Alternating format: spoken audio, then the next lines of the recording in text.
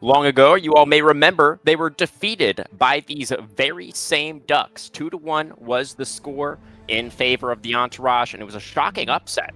The only match loss for the Conduit Gremlins in the entire season.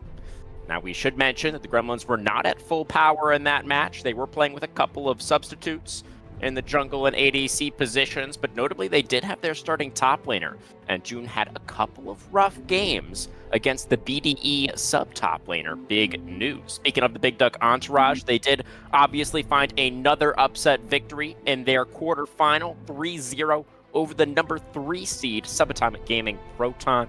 Big news took the rift for the Ducks once again and had another standout performance with back-to-back games on the Mordekaiser in games 2 and 3 to close out the series. It seems that the Ducks are locked into formation and are now on cruise control as they look to complete their migration from the bottom half of the standings all the way to the finals. Will the Big Ducks get their bread once again, or have the Gremlins studied up on their skeet shooting in the past couple of weeks? I'm Crewman. I am stoked to be joined by Stoat for this scintillating semifinal. Stoat, how do Stoats feel about Ducks just in general? Do they get on all right? You know, I think generally speaking, I tend to get along with Ducks. We're on land, they're on water. They're pretty chill. I will say this, though. Not a fan of how waterfowl treat the grass around the water. They're not exactly the most hygienic creatures. I see. Well, we'll have to see if the Ducks are going to be on their best behavior tonight, or if they are, in fact, going to be shitting the grass, so to speak. We'll find out soon. But this is going to be, we were talking a little bit before going live here, so this is going to be a really exciting matchup, right? I mean, given the results from the last time that these two teams faced off and the fact that the Ducks have just been on such a roll lately, it does make things interesting. Absolutely does. And on top of that, there's some pretty good parity between some of these players, right? So GVG number 1, pretty beastly in mid lane.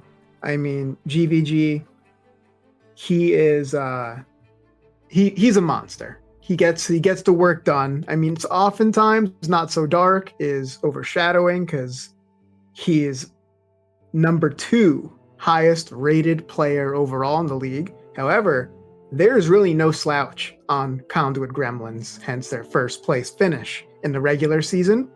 However, Outrage is a real strength for Big Duck Entourage, and he is not someone you can sleep on. So I am super hyped to see this matchup. How are you feeling about that matchup, Crewman?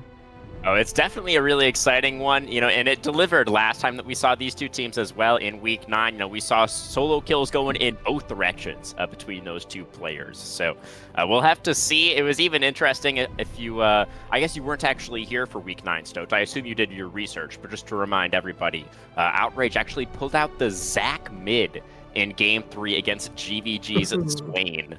And so these guys, they have very deep champion pools, and they're not afraid to pull out the crazy stuff. So I'm definitely looking forward to the mid lane matchup. But really, I mean, in that Week 9 head-to-head, it was so much, I think, about the top lane. All 3 games were determined by huge leads that the respective top laners were able to get. It was big news who managed to get the better of June in the end, right? Had the Trundle in Game 3 that was doing a whole bunch of work in the side lane, but June also had that really strong performance in Game 2 where he got like 15 kills on the Darius. So these two top laners are really, that's the key matchup for me, Stowe. All right. I mean, I have to agree. The top lane, admittedly, I don't know too much about Big News, but Big Ducks always having a big top lane presence. If it's not Vendetta, who, is more of a laid back, survive and team fight sort of guy, but now they're putting in another carry. And that's what I really like to see, that these teams are both super strong in the early game, and it's going to be a lot of violence. And that's what I'd like to see. And speaking of violence, looks like Hui taken for GVG. He's been rocking that in solo queue. He is very good on the Hui. So that's going to be pretty spicy. I wonder how Big Ducks is going to respond to that in the mid lane. Yeah, definitely interesting to see the GVG going for his lock-in on the B1 there, really putting a lot of priority on that way, as you say, Stoat. And we're noticing a little bit of priority towards big news in the bans there as well for the Gremlins, banning away both the Mordekaiser and the Skarner to try and target that pool a little bit, as well as, of course, Titan's Thresh there going to get removed as well. The response from Okay. Sejuani Irelia, that's spicy. That's a strong pairing, isn't it? It is, and I'm a little surprised. Extinction is known for his volley, his Vi, his Lilia, his very high impact, high damage champions. Going a little more supportive this time. Irelia, he's been playing a lot of AD mids. I was spying his solo queue, a lot of Jace, a lot of Irelia, so Hui's got to be careful. He's vulnerable. Irelia eats these long range mages for dinner, and actually the volley going over to Conduit, a bit of a role switch from the junglers here.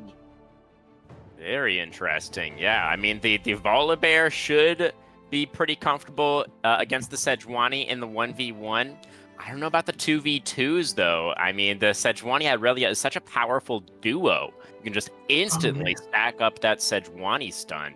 And it can be very, very difficult to play into, kind of regardless of what the Gremlins opt for here. I'm curious, if they have a read on where this Irelia is going. Do you feel like you're pretty confident in saying that Irelia is going mid, Stoat? Is that your assertion? I really believe Irelia is going mid. I think it's just such a strong pick. Oh, don't do Smolder. Okay. Seraphine. And I'd love to see, actually, Seraphine may be the support here. I actually would love to see a Leona come out. Maybe not so much now with Seraphine on the board here. But Leona has been one of Titan's favorites, and he's been tearing it up with that champion, both in Plat, Blue Water Plat, and in solo queue. Jinx is fairly immobile unless she gets excited, so seriously have to be careful with Irelia, Sejuani, and Seraphine. That's a lot of skill shots and a lot of people running at you. Yeah, definitely the case. Looks like we are going to see some more top lane focus in the second ban phase here, as the Darius is going to get banned away from June, and then Olaf taken away from News. See, I expect, probably just a couple more top lane bans here, although the Gremlins do still have to lock in a support. So if there are any supports that the Ducks are worried about, that could be an angle as well. For supports, Vidyarthi is so good on support. And honestly, he's so difficult to ban out because this guy plays just about any meta support you can think of. He's so versatile. So, the Taric ban, that's interesting. I assume Taric, it must be a player ban. Is not exactly a meta champion, a respect ban. But again, it's so hard to ban this player out. He's probably the most dynamic support in the league. Yeah, could be. He's on the number one team for a reason, right? So we'll see what the option is going to be alongside the Jinx. I do think there is still a number of pretty good options that Vidyarthi could look towards. But first, the R4 selection. Likely going to be the other bot laner for the Big Ducks that we see first. Something paired up alongside the Seraphine here. What we're expecting. Yeah, they banned the Nautilus, so they are expecting the Seraphine AP carry bot. It is an interesting flex, and it is, in fact, an AP carry Seraphine bot. So yeah. That's interesting. I'm not really sure how I feel about the Braum in this pick, to be honest with you. I think Leo would have been so spicy with Irelia, but maybe they're cooking something and I'm lacking the imagination to put it all together. So I'm not going to count them out. Big Ducks have had an interesting way of playing the game before. I'm not going to count them out now. Yeah, the Braum a little bit more of a defensive option as opposed to the Leonas. That's the Rakan coming through. It's going to be the pairing alongside the Jinx. That's going to offer some engage, which I think the Gremlins did need with this composition. But the Braum, I think, not really a pick for the lane, right, Stoat? You're really picking that to synergize with the Sejuani and the Irelia to just have another way to stack up those autos and get that CC onto priority targets. So I think in that sense, the Braum can work very well, but we need, I think, to see Titan be pretty active on the map, maybe pretty early on to really get value out of that Braum. The Cannon coming through. That's such an interesting pick. I actually really like that. I really like that Cannon pick. Okay, why do you like it? If you think it? about it, You have Sejuani, right? You have Braum, you have Irelia. You have all these champions that need to get mid and close quarters to you, and they don't have many tools to get out once they get in. And you have a big AoE slicing Maelstrom stun, and the response is just a straight up, I'm gonna. Oh, never mind. I was really expecting the Urgot. Scion, okay, a meat shield, classic. But yeah, this Kennen's gonna be so good in the discomposition. And I guess for the Braum, I was thinking about it, crewman, and I'm guessing it's an answer to GVG really more than anything. Of course, a bit of the Jinx, but since GVG is such a, artillery mage on the way, and he is a monster and really catapults these games early and in the mid game, they're probably saying, well, we don't want you to be able to determine how these team fights go. We want to dictate the pace. And choosing the Scion, you really can dictate the pace. He can choose to split push and just die for no reason and not really lose much out of it and just be a complete. Huh? I hope we don't see Scion dying for no reason. Yeah, he's so. Scion's a great champion to pick because he can just do so much, right? He can be a split push champion or he can be an excellent team fighting champion. Still, they have to be so careful around these dragon fights, these open river fights, because Kennen, he's not a champion you can just walk in without having proper vision for. However, I will say Titan has some of the best vision in the league. So if there's any team that can handle this sort of thing, I really do think Big Ducks is well positioned too. And Kennen, if he falls behind, that's a really big problem. He's not that useful if he's behind. I think that's absolutely the key thing, Stoat. It feels like this Big Duck composition is going to have to play with tempo, right? They didn't even draft an AD carry. Like, they're scaling. I mean, yeah, okay, Scion scales infinitely, but it's not going to matter because he's not buying time for anything. Like, there's no carry that's going to be able to get out consistent DPS while Scion is tanking, right? So they need to put this Kennen behind, actually. I like what you were saying before as well about how the Kennen has a lot of value into this composition with all these melee characters, right? As Kennen should be able to thrive in those fights where he's easily going to be able to get a ton of value with the ultimate. So I think that putting Kennen behind is going to be necessary for the Big Ducks with this composition if they want to have a chance in this game number 1. It's a very bold move, this draft that they've gone for, I feel. I agree with you, crewman, and I'm not sure if they really have the tools to put Kennen so far behind because, I mean, Scion isn't exactly known for being a champion who's great at setting up his jungler or following up on his jungler for kills. It's possible, of course, because Kennen's going to want to push the Scion into his turret. Still, he has a very easy escape. He can just literally just run away, press E and run away. And it's pretty hard for Scion to do much about that. He can throw a minion at you, and that's about it. So it's really going to be up to Extinction to make this happen. However, I really do think Extinction is going to put a lot of attention on the mid lane, make sure GVG doesn't get going. And that may be another way to break into this game. If you get GVG to a position where he's struggling, Wei doesn't have the greatest late game. So that's another avenue, actually. Yeah, I think that is, generally speaking, how I would want to go about it. I would expect BDE to go about it as well. As you want the Sejuani Irelia synergy, first of all, get that prio in the mid lane for Outrage, get him that opportunity to move, and then you 3-man dive the Kennen in the top lane and put the Kennen behind. So we'll see if they're going to be able to make it work. For the Conduit Gremlins, quick thoughts on them. Stoat, they obviously have a lot of scaling with the Jinx and the Wei and a good amount of engage as well. Pretty straightforward, honestly, I want to say, this composition.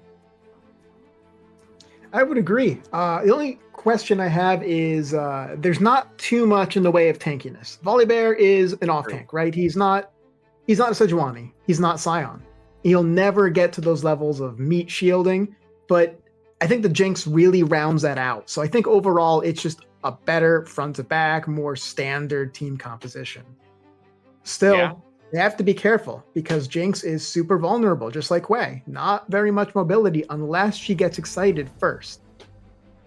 Very true, very true. I mean, Jinx is going to be happy with the new items as well. I mean, we didn't even get a chance to talk about patch 14.10, Stone. I mean, this patch is really a doozy. There's a ton of stuff that's different in the game. We just don't have time to go over any of it right now. Let's just go ahead and get a prediction from you before we get into this break, Stoat. I mean, it's a bold move from the Big Ducks, but they did win. You know, last time that these teams faced off, they did take the game number 1. They've got big news back again. They're on a roll right now. But for the side of the Gremlins, you know, you have to imagine they've got their full starting 5 right this time around. That wasn't the case last time. They've got a much more standard composition. So is that the direction that we're leaning, or are we going to embrace the spiciness? What are the aromas coming from this big duck kitchen? You know, I have a thing for turmeric, so I'm going to embrace the spice. Ooh. I'm going to believe in Outrageous Irelia, and I'm going to believe in the Seraphine AP carry. I love to see. Let's see if Big Ducks can make an upset tonight. Let's see if they can do it, guys. I don't know if there's anybody out there chat who attached to their channel points. If you want to align alongside Stoat there, get in there with the Big Duck support. But we're going to have to wait and see, guys, into the break and then on to the Rift for our first game of the semifinals.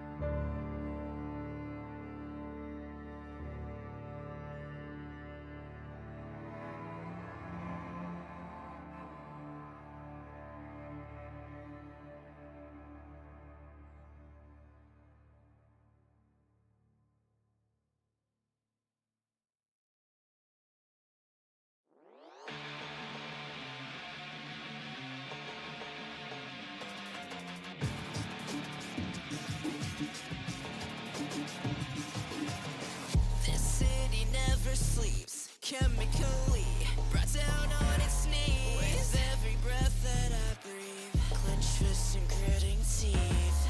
Tonight the energy flowing in me is waiting for release. Thunder beneath my feet, I sight you on my name.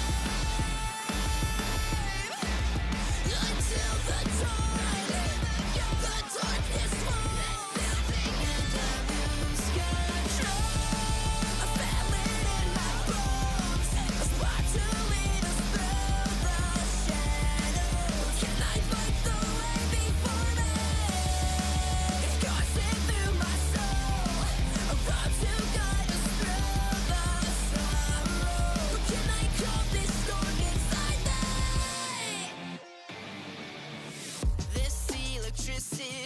A part of me that's under pressure, charged up, my fuse igniting, a sight you wanna see. Iron outside, pointing to the sky, gonna make the earth shake, cause you can't contain me. Voltage burst through the black of my eyes, put my finger on the trigger and I'll shock you, baby. Against the odds, until the dawn, the darkness falls, and I lose control. I feel it in my bones, a spark to lead us through the shadows. Can I light the way before me? It's coursing through my soul, a road to guide us through the sorrow. But can I calm this storm inside me?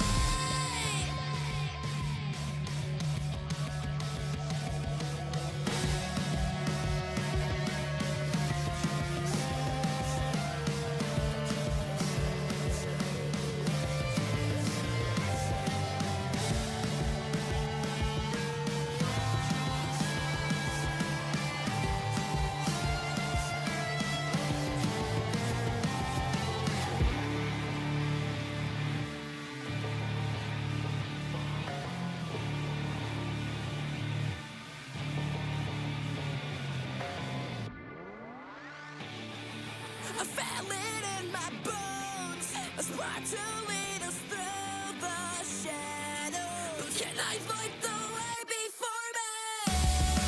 It's coursing through my soul, a road to guide us through the sorrow. Can I calm this storm inside me? I feel it in my bones, a spark to lead us through the shadows. Can I light the way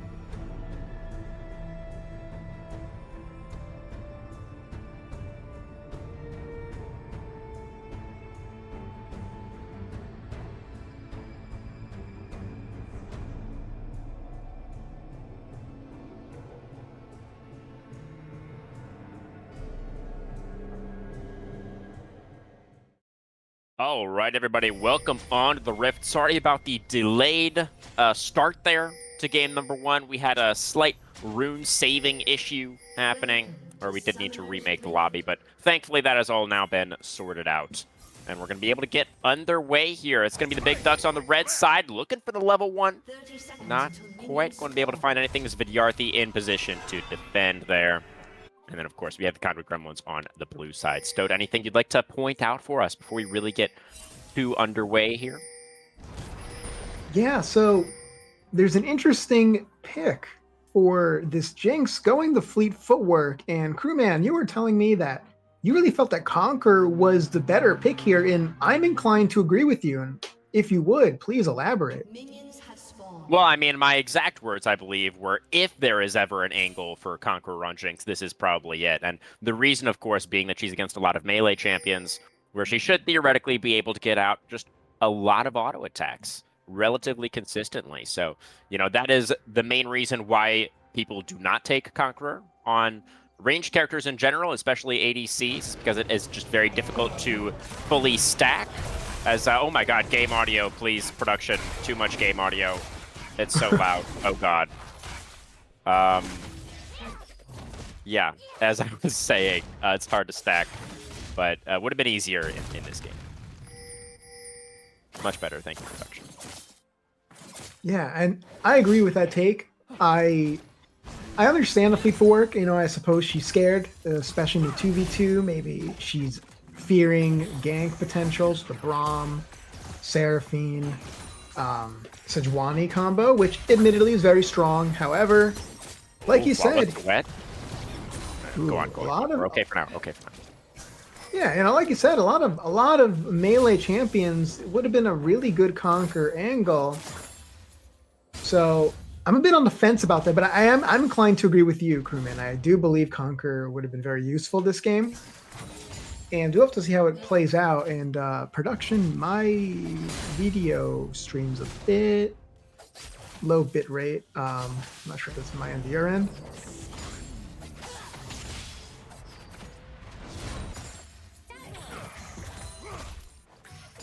Yeah, and so far this game's pretty calm. Irelia getting a good chunk of damage though, so like to see Outrage putting some pressure onto the Hui.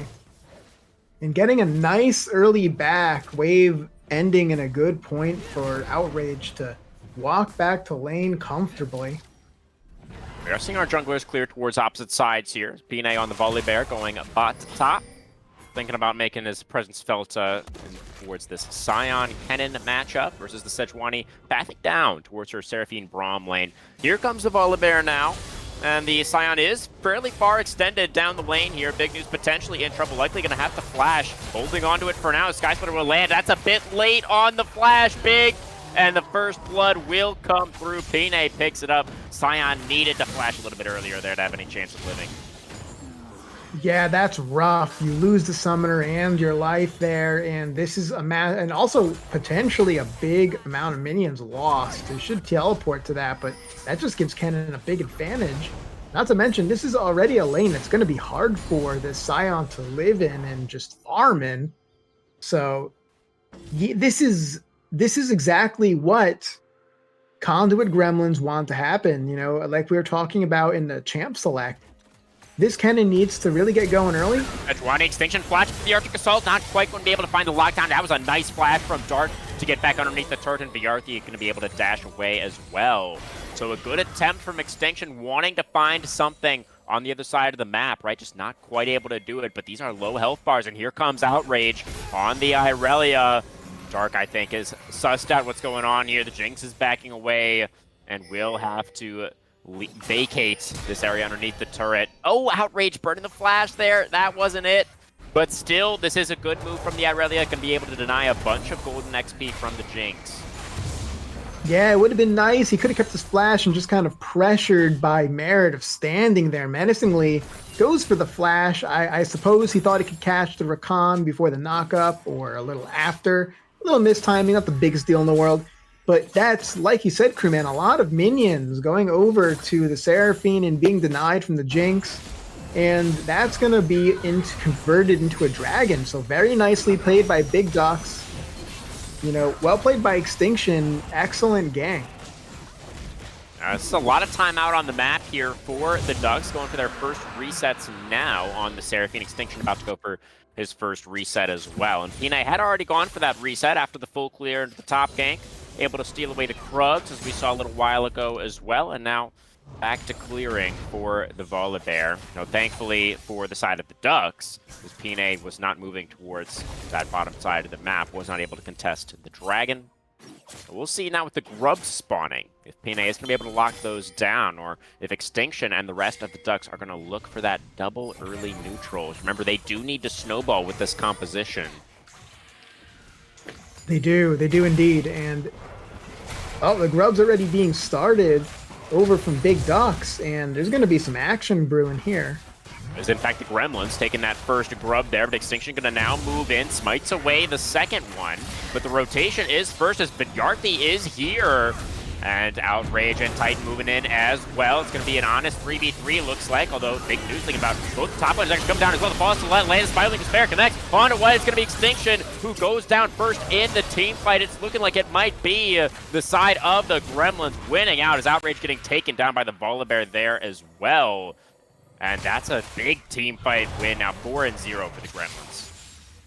4-0 and grubs galore. That was what you want if you're the Gremlins, and a really good answer given that they lost the Dragon and lost a lot of priority bot side. However, this top side is going exactly how they want it to. So this is going to be an interesting how it plays out. However, Jinx bot lane, it's a ticking time bomb. So you can stop her now, but it is inevitable if the game goes on long enough that she will be a threat, whereas Seraphine falls off pretty hard in comparison.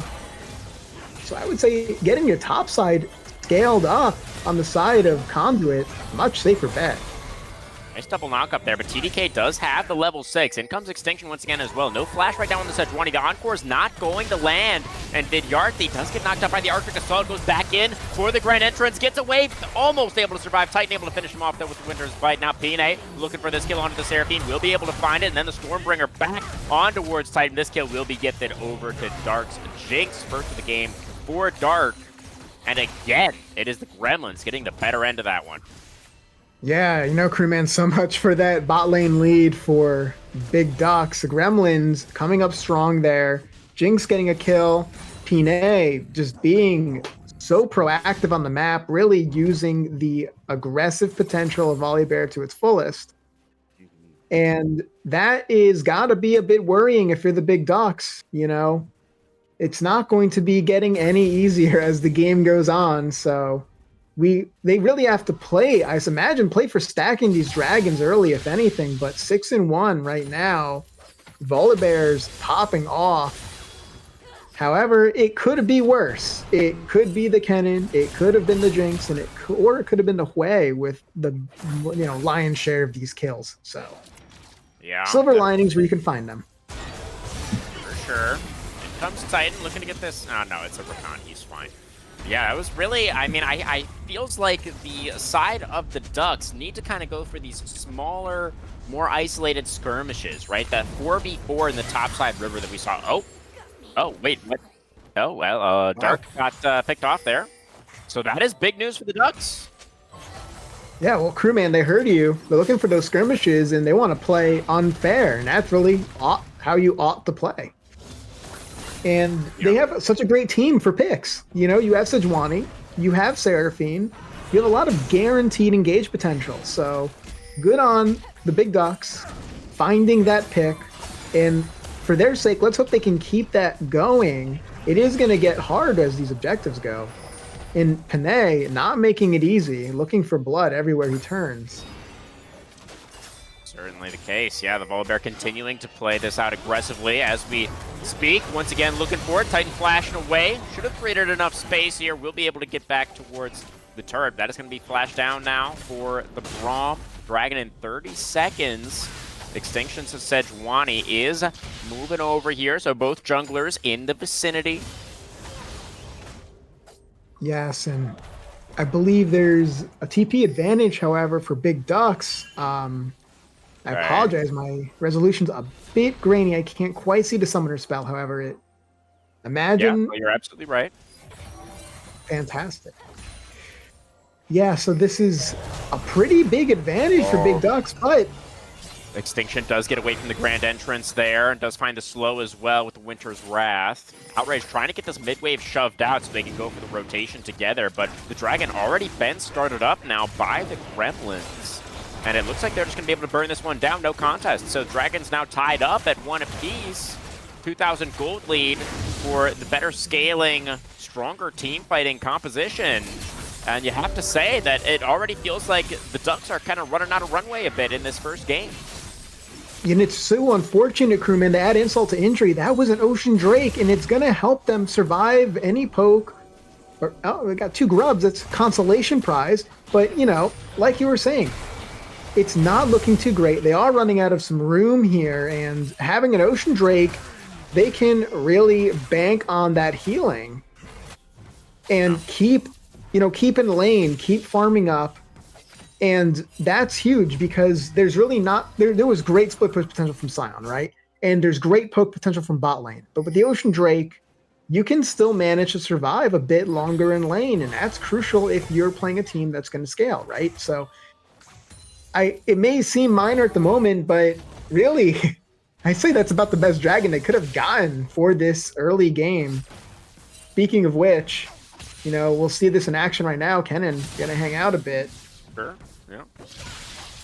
I will say, you know, you definitely, and you pointed out briefly already, the fact that the grubs, at least 2 of that second round of grubs, did get secured by the Ducks in response. So they were able to deny that 4 grub buff from going over to their opponents at the very least. But that, you know, it's a silver lining at best. It's not really doing anything to advance your own win condition as the Ducks. And I will say this, though, for the Ducks. When Irelia is in these team fights, approximately, you know, from the 10 to 15-minute mark, she really shines. She does so much damage, and she has incredible setup from her team. So there is a good window of strength for the Big Ducks. They got to make the action go. And Yarthy stunned up by the concussive blows, re-engaging it with the grand entrance. The encore pretty good onto 2 with the Volibear already into the thick legs. Pinay trying to take these guys down. Make a death rocket. Not quite able to execute anybody. These health bars not low enough. And then the CC. That's the power of the Braum set 20. They lock up Pinay. They get the shutdown for Seraphine. And big news. Teleported in here with a Scion ultimate. Takes down the Jinx as well. There we go, Ducks. Okay, we're making stuff happen now. Outrage in the mid lane. Flashing forward. That's the flash away for GVG, who will manage to stay alive. That is what we're talking about. Those are the kind of fights you need to look for. Man, and managing to win every interaction in mid to bot, the whole 2/3 of the map, just dominated. Very well done. That Scion teleport was so well played. Getting the early turret, and that's going to be huge. Now Scion can start split pushing like no one's business. And if he keeps Kennen occupied, that's the worst thing for Conduit Gremlins. This is not a champion you want to be matching a split push. Kennen is built for team fights. Whereas Scion, he can just press Alt and he can fly over to the team fight from across the map pretty reliably, you know? It's definitely not the same in terms of the mobility. Very good on Big Ducks. Finding the skirmish, the CC lockdown, that's something they have to watch out for. Like I said, no vision. Big problems for the Gremlins. All right, so the Gremlins are going to be starting up the Rift Arrow here. They are on vision, but it's probably not going to matter. It doesn't look like the Ducks really want to contest for this one. And yeah, it's kind of ironic because in that last fight where the Ducks were able to win, it actually did seem more like the Gremlins that were looking for that fight, right? Pinay feeling so powerful on this Volibear. May have already had the Sundered Sky completed. I'm not entirely sure, but really seemed like he wanted to go in there, had the Stormbringer forward, right? To try and get onto that back line, but the CC is just too much from the Sejuani Braum. The Volibear extended too far past his team. Dark wasn't really in a position to hit there with the teleport coming in as well. And yeah, just ended up giving over some gold there to the Ducks. But I will also say, Stern, I wanted to mention this a little while ago, actually. So in the game that the Gremlins were able to win, in that Week 9 matchup between these two teams. GVG was on the way in that game. 5-2 and 19 for GVG on the way in that game number 2 in Week 9. So this is a big pick for the Gremlins as well, and they're going to be able to continue playing for these team fights later on. They're certainly not out of it just yet. Absolutely not. And like we were saying, the longer this game goes on, the better it is for the Gremlins. So it's really about how long can they hang on. Now, they are a team that's known for closing games out early, so can't count them out. They find a good team fight potential. Okay.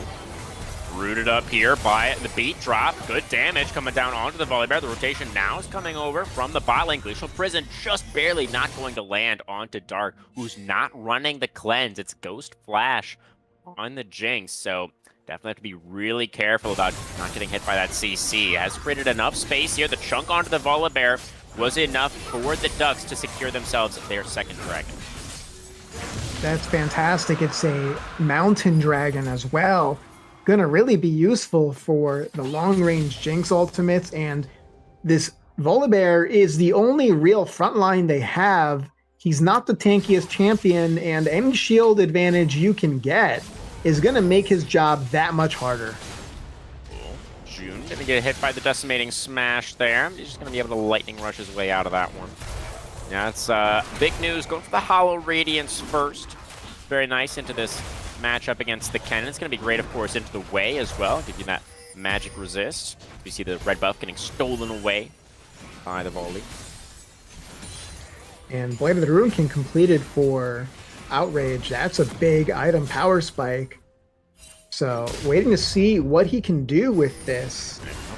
Looking freshly buffed Blade of the Ruined King as well, of course. His Extinction is now going to discover that his red buff is gone, and also that there's a bear in that bush. And now he's going to get knocked up by a Grand Entrance, but the Encore is going to come out for a little bit of return CC. The Stormbringer forward does disable the turn, but Pine not willing to continue the chase any further as the teleport coming in from Outrage with that Blade of the Ruined King. I think maybe a bit of an overextension.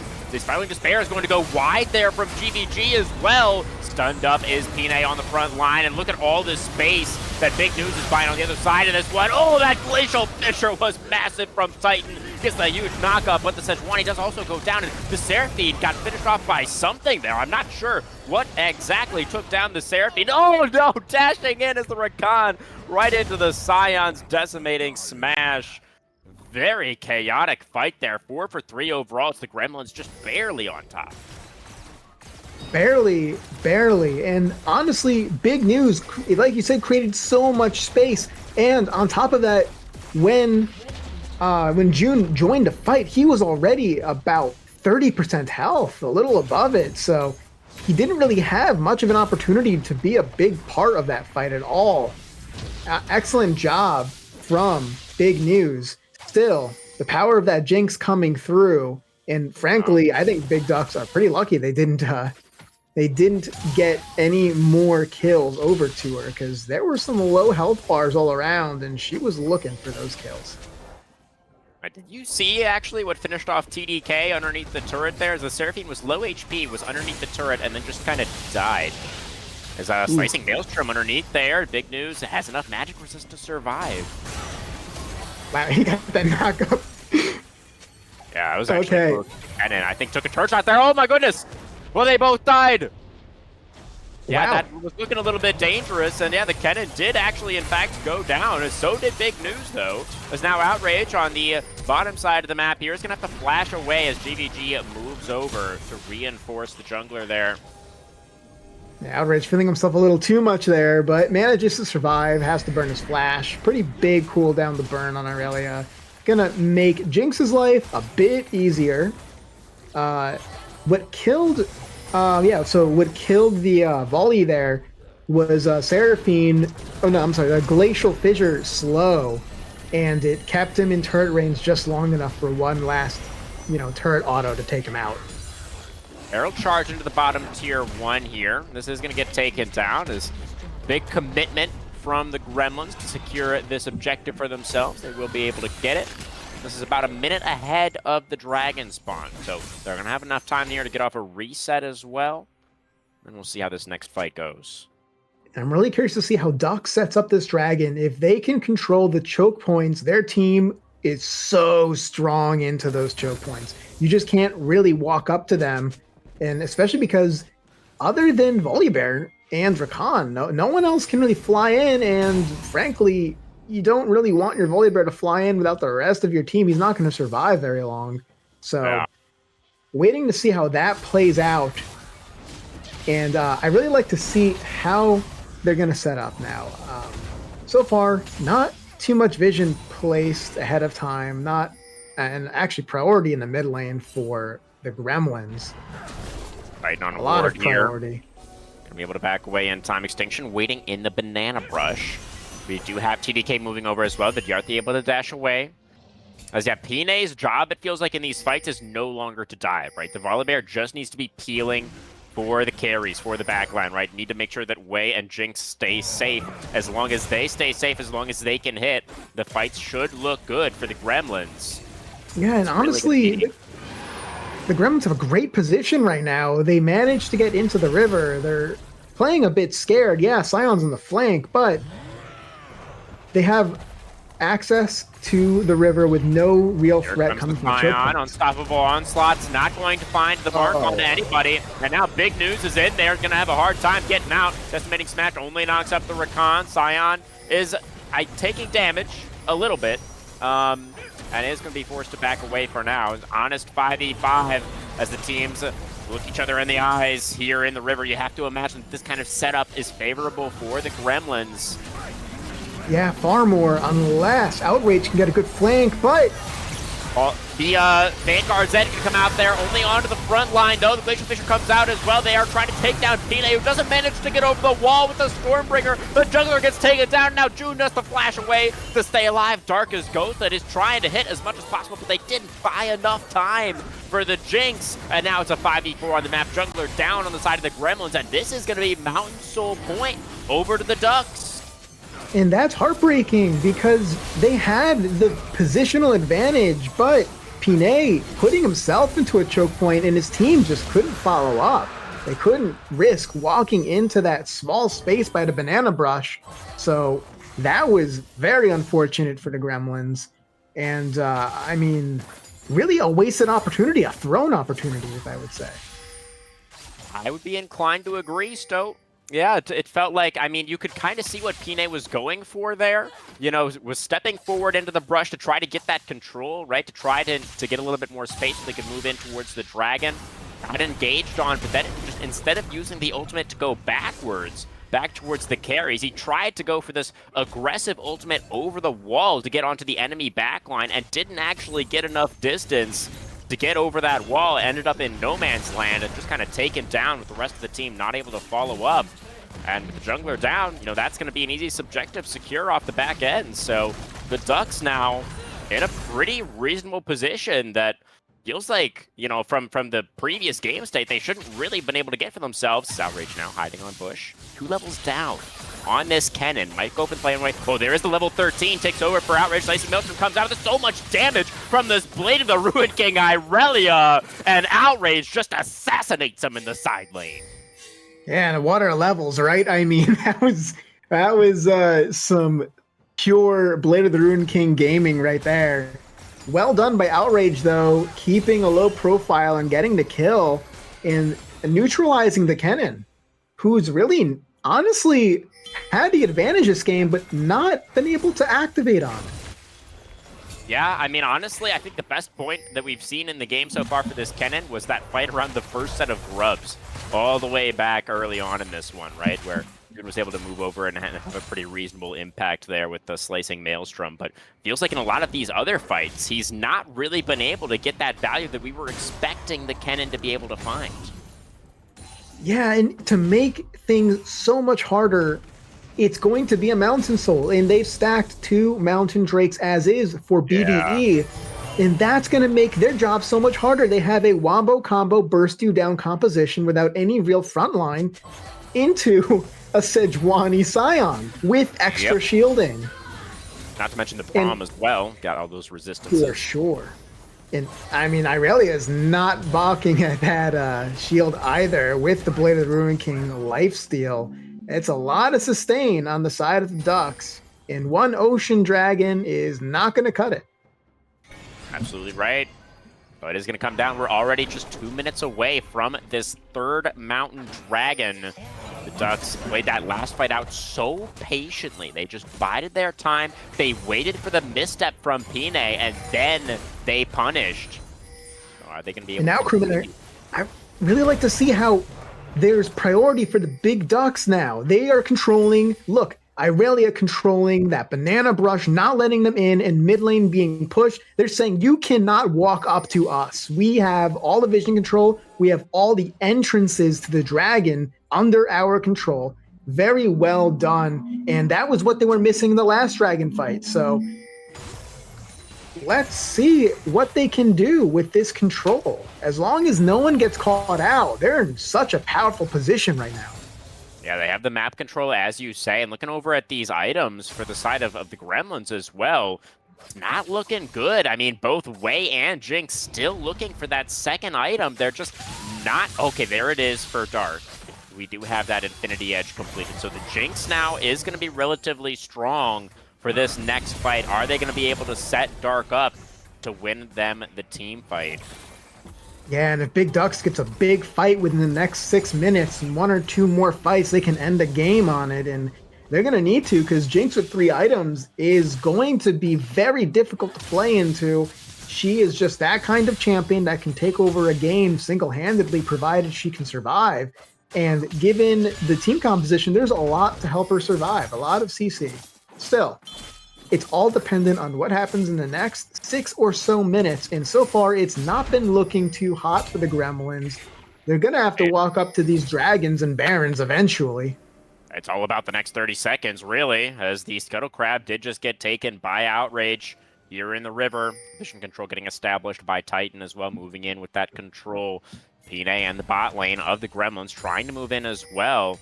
GVG and June both separated at the moment, both with the teleport. If they want to try to set up something creative, I don't know if that's the best avenue, though. I kind of would honestly rather see them walk in as 5. I mean, yeah, the Kennen, if he's able to find a flank, that maybe that is what the Kennen needs to have that big impact, but the fact that he's not here right now gives up so much space to the Ducks, and they are going to start up the Dragon now. There is the teleport from the Kennen looking for that flank angle, and you can see the carries for the side of the Ducks recognize it. They backed away towards the southern part of this river. And now the teleport from the Kennen is not going to have a very big impact. They're going to group up now as 5. Facing off, exactly like we saw before in the river. Unstoppable onslaught from the sign to start things off. The lockdown only on for Rakan is able to dash away. The encore pretty good. Big connect onto Dark. Are they able to get on top of the Jinx? Pine is doing a decent job of staying on the front line for now. Jinx still able to hit for now. Outrage gets onto the back line though. The Spiraling Despair will connect. Big news flashing forward now. They're trying to get on top of these carries, and Dark is going to get taken down. Only able to take the prom with them. GBG is going to get stunned up as well by the Frostbite. The Way just doesn't have the damage that he needs. And now it's only Pine and June left. But what's this? They've actually killed off all of the Ducks as well. It's only Big News that's still alive for their side. And the side's going to live for a long time, but he's not going to be able to get the job done all by himself. It's just a full tank Scion.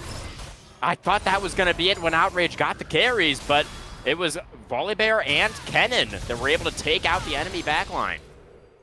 And Big Name, again, people think they can kill this guy when he's low health. He just manages to get solo kills. But again, I gave up on the fight before. Go on. I mean, there's not really much else to say. He's just a beast in great teleport. Oh my god, Big News is taken over in this one. He gets the kill onto June and then resets, teleports back in. And now Extinction is back to set 20, moving out of the base. Now they got to get off this Dragon though.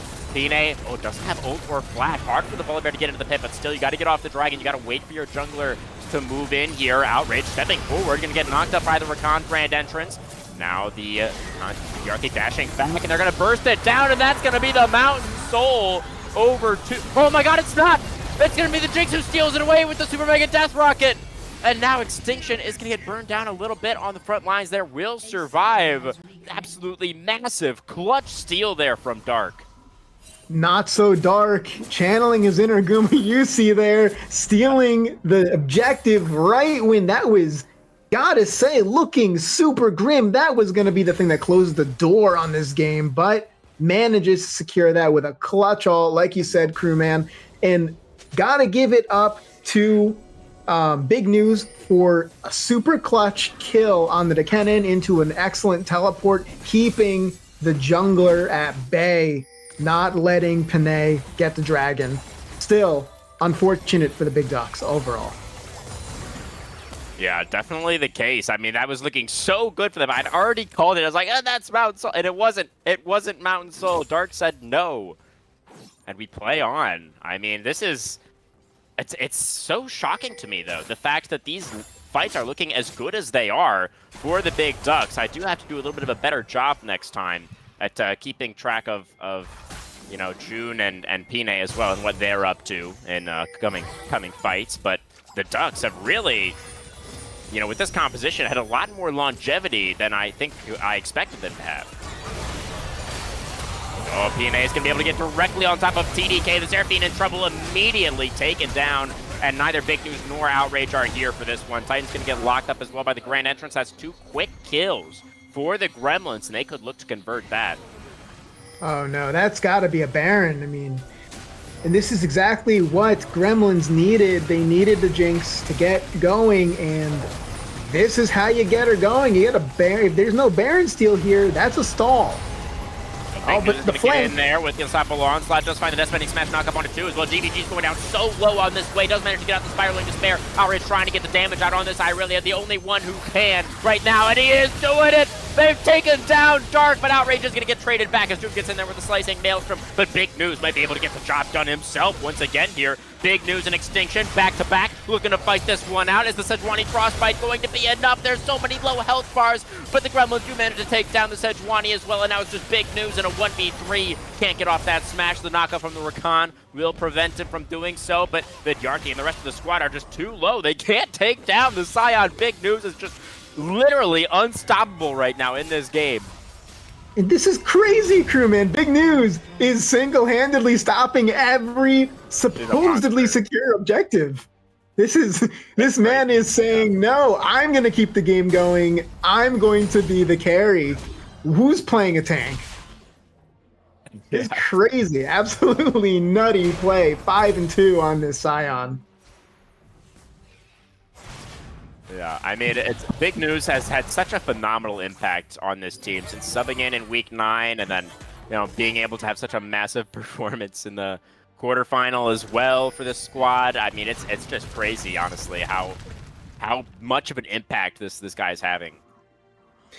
I have to agree, and honestly, good on Outrage taking out Not So Dark. That was crucial. Not So Dark had survived and Outrage died. You gotta think that no Scion in the world was gonna beat that. But managing to stop the Baron in keeping this game alive. And now we are 1 minute away from yet another Mountain Dragon. Dark now does have 3 items. This is getting more and more difficult for the Ducks. It's going to be so critical that they continue to play these fights out correctly. They need to find a way to deal with the Jinx. They really, I think it's really going to come down to Big News coming in from a flank. He's had a couple good flanks so far. Once, a couple dragon fights ago. And again, with the teleport, if he can keep getting these flanks, they can take out the Jinx. He just needs to set up Irelia. He needs to set up Irelia stun, and that is a game-ending play. But the same can be said for Gremlins. They do have a Kennen. You can never sleep on a good Kennen flank. June does not have teleport for this one, and the Gremlins, honestly, a little bit late to the party here. They're a little bit late to the objective. It's less than 20 seconds away, and just now, they are trying to move in towards this river. A lot of control at the moment for the side of the Ducks. Decimating Smash over the wall. There's Big News just trying to put a little fear in them. Glacial Prison can connect onto Dark, who does manage to flash away and stay alive for now. And Nina into the back line, goes in with the Stormbringer, but GVG on the other side is going to get taken down. Flashing forward is Big News, pushing everybody away. Finds the unstoppable onslaught, is just pushing Dark completely out of this fight. CDK is going to get mauled by a bear, and Jun does a lot of damage with the Slicing Maelstrom. So Extinction and Titan now, the only survivors on the other side here, as Big News has to go back and rejoin with the rest of the team who were not able to deal with this Kennen. And now June continuing to move forward to get out this damage. Extinction has to blast cone away to not get taken down. And now this is going to be a 4v2 situation, as the Braum Titan also did just get finished off by June and Pine. And it looks like we are going to 7 Dragons here in game number 1. This is so back and forth. In June, making a name for himself. You know, he wasn't doing too hot the first half of this game, but making so much space, becoming inevitable on this Kennen. And you got to say, these top laners are doing everything they can for their team. Yeah, absolutely. They are the difference makers. I called it out before we even got started, right, Stoat? It's all about the top lane this series, and that's bearing fruit so far. Credit where it's credit's due, crewman. You absolutely did. And I'm glad you did, because you filled me in on big news. And I got to say, man, you are absolutely right. This guy is cracked. No doubt about it. But it might not be enough. I mean, this is just, as we already mentioned, is getting more and more difficult. 4K now is the gold lead for the side of the Gremlins. They now themselves on Soul Point also. Mountain Soul not as powerful on their composition as it is on their opponents, but still, I mean, it's one of the strongest souls in the game. It's going to provide them a ton of value if they can get it. Yes, and if they do get it, if that shield is just enough for Jinx to get excited, get a kill, and survive, that can just make or break a game. And really, that's what it all boils down to. Can the Jinx survive? You know, Big News doing what he could in that last fight, couldn't quite do it, but honestly, respect. Created as much space as he could. Now they're setting up for a fight, but everyone gets out safe. Okay. Yeah, I mean, it's a little bit heartbreaking, honestly, for Big News. The fact that he did create so much space and took both Dark and Vidyarthi, like, completely out of the fight there, but the rest of the team just could not survive the Kennen on the other side of things. June was able to do so much work on the other side of the fight, and that's going to mean that we, you know, continue on in this relatively close game still. But I like to see it. Big Ducks getting the priority on this objective. Again, they really want to control these banana brushes, and I really respect seeing that. I'm glad I'm seeing that. That's where so many teams who choose these sorts of pick comps in these big CC-heavy comps fall short. They don't get to the objectives on time, but not the case. Still, they have to be careful for the flanks, and this is why it's so nerve-wracking, because both teams with this Kennen, this Rakan, and on the side of Big Ducks, this Sion, this Irelia, just such strong flank champions on either side. And all it takes is one good deep ward. Absolutely. We are still waiting it out. A couple more minutes till the Dragon still. Huge item completions for everybody at this point. I mean, you're looking at people approaching full build. Even the junglers are starting to approach full build here. It's all going to come down to execution in the team fights. Like you say, who's going to be able to find the flank angles, who's going to be able to get onto those priority targets. I will say this, though, crewman. I think it's just so much easier for Gremlins to win these fights in this case. I think Big Ducks have to really outplay, or someone's got to get caught on Gremlins, because their team comp is just built for the 5v5 front to back. Oh, Outrage looking for the kill in the side lane once again. June does have the flash if necessary. The false will land onto the Kennen, and June will be forced to flash over the wall. So that is flash and ultimate down for June. Ultimate, I think, will probably be back for the Dragon fight. As it's the flank. But it's going to be Pine coming in from behind as well. The Frostbite does get stacked up, and I just don't think the Sejuani has the damage by herself. And now Pine in here on the collapse. That is going to be the Glacial Prison already utilized by the Sejuani. Outrage going in. Oh, this is dangerous. And Vidyarthi over the wall. Outrage oversteps. And the Irelia is going to get taken down. It's another kill for Dark. 5v4 on the map now for the Gremlins. And that's tough. Extinction had a good idea, but a bit of miscommunication. Outrage wasn't there. Yeah, the Stormbringer in. Now they're looking to get on top of TDK. They're already a man up, and they're looking for even more. Oh, but my God, Big News just absolutely obliterated Dark. But I don't think it's going to matter. It's not going to be enough. The double kill goes over to the other carry. GVG able to stand strong there on the way. Cleans up that fight for the Gremlins. Oh, and that was tough. I mean, perhaps. Oh, hold on. Oh no, but okay. So Big News gonna be fine. Just walking away. You know, I really think it would have been so much wiser if they were just positioned on the map to go for the Baron after chunking out Hui and forcing, Gremlins to come to them would have been a much safer option, or at least have the communication be on point between Outrage and Big News. That was really the worst scenario they could be in, and now it's starting Dragon. Yeah, I mean, Extinction is alive, and Outrage is going to be able to teleport in for this one. This is Mountain Soul on the table. Whoever gets this Dragon will secure the Mountain Soul and likely the game. Extinction. Big News is just trying to keep some vision on the Dragon here for the Jungler to try and go in and go for the flip here on this one. I think that's honestly the best chance that the Ducks are going to get. They have bought enough time for the rest of the team to respawn and move over here, so we're going to get one more 5v5 in the river. The Vision Prison is going to go wide, and it's going to be the Rakan who tries to get into the backline, but it's immediately destroyed. And actually, the Kennen has been taken down, I think, as well as... Actually, yes, Kennen is the one who died, and now the Volibear is going to get locked up. This is the jungler. P-Day is too much CC. The Volibear can't get away. We thought for sure the Gremlins, with this composition, were going to be able to win out of the 5v5. Extinction flashes forward. Dark flashes away. Stays alive. Sejuani Blast going into the pit. Onto the objective is exactly what we need to be looking for here. There's no jungler alive for the Gremlins. Mountain Soul is yours. Assuming Dark can't pull off another hero steal here, but he doesn't have the ultimate. Super Mega Death Rocket is not available.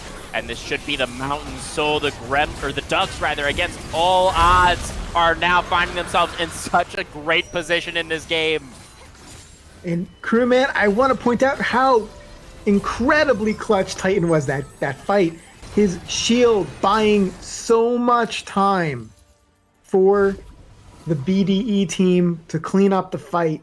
That shield completely denied Jinx in a choke position. She couldn't maneuver around him. And then having Big News on the flank, there was no hope for Jinx to be a big part of that fight. That was all the stars lining up for BDE, and they, to their credit, executed brilliantly.